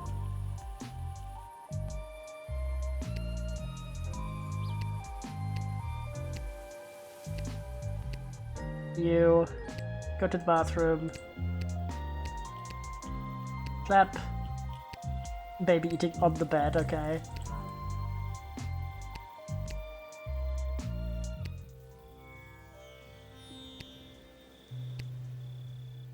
And put down the plate somewhere. And go play.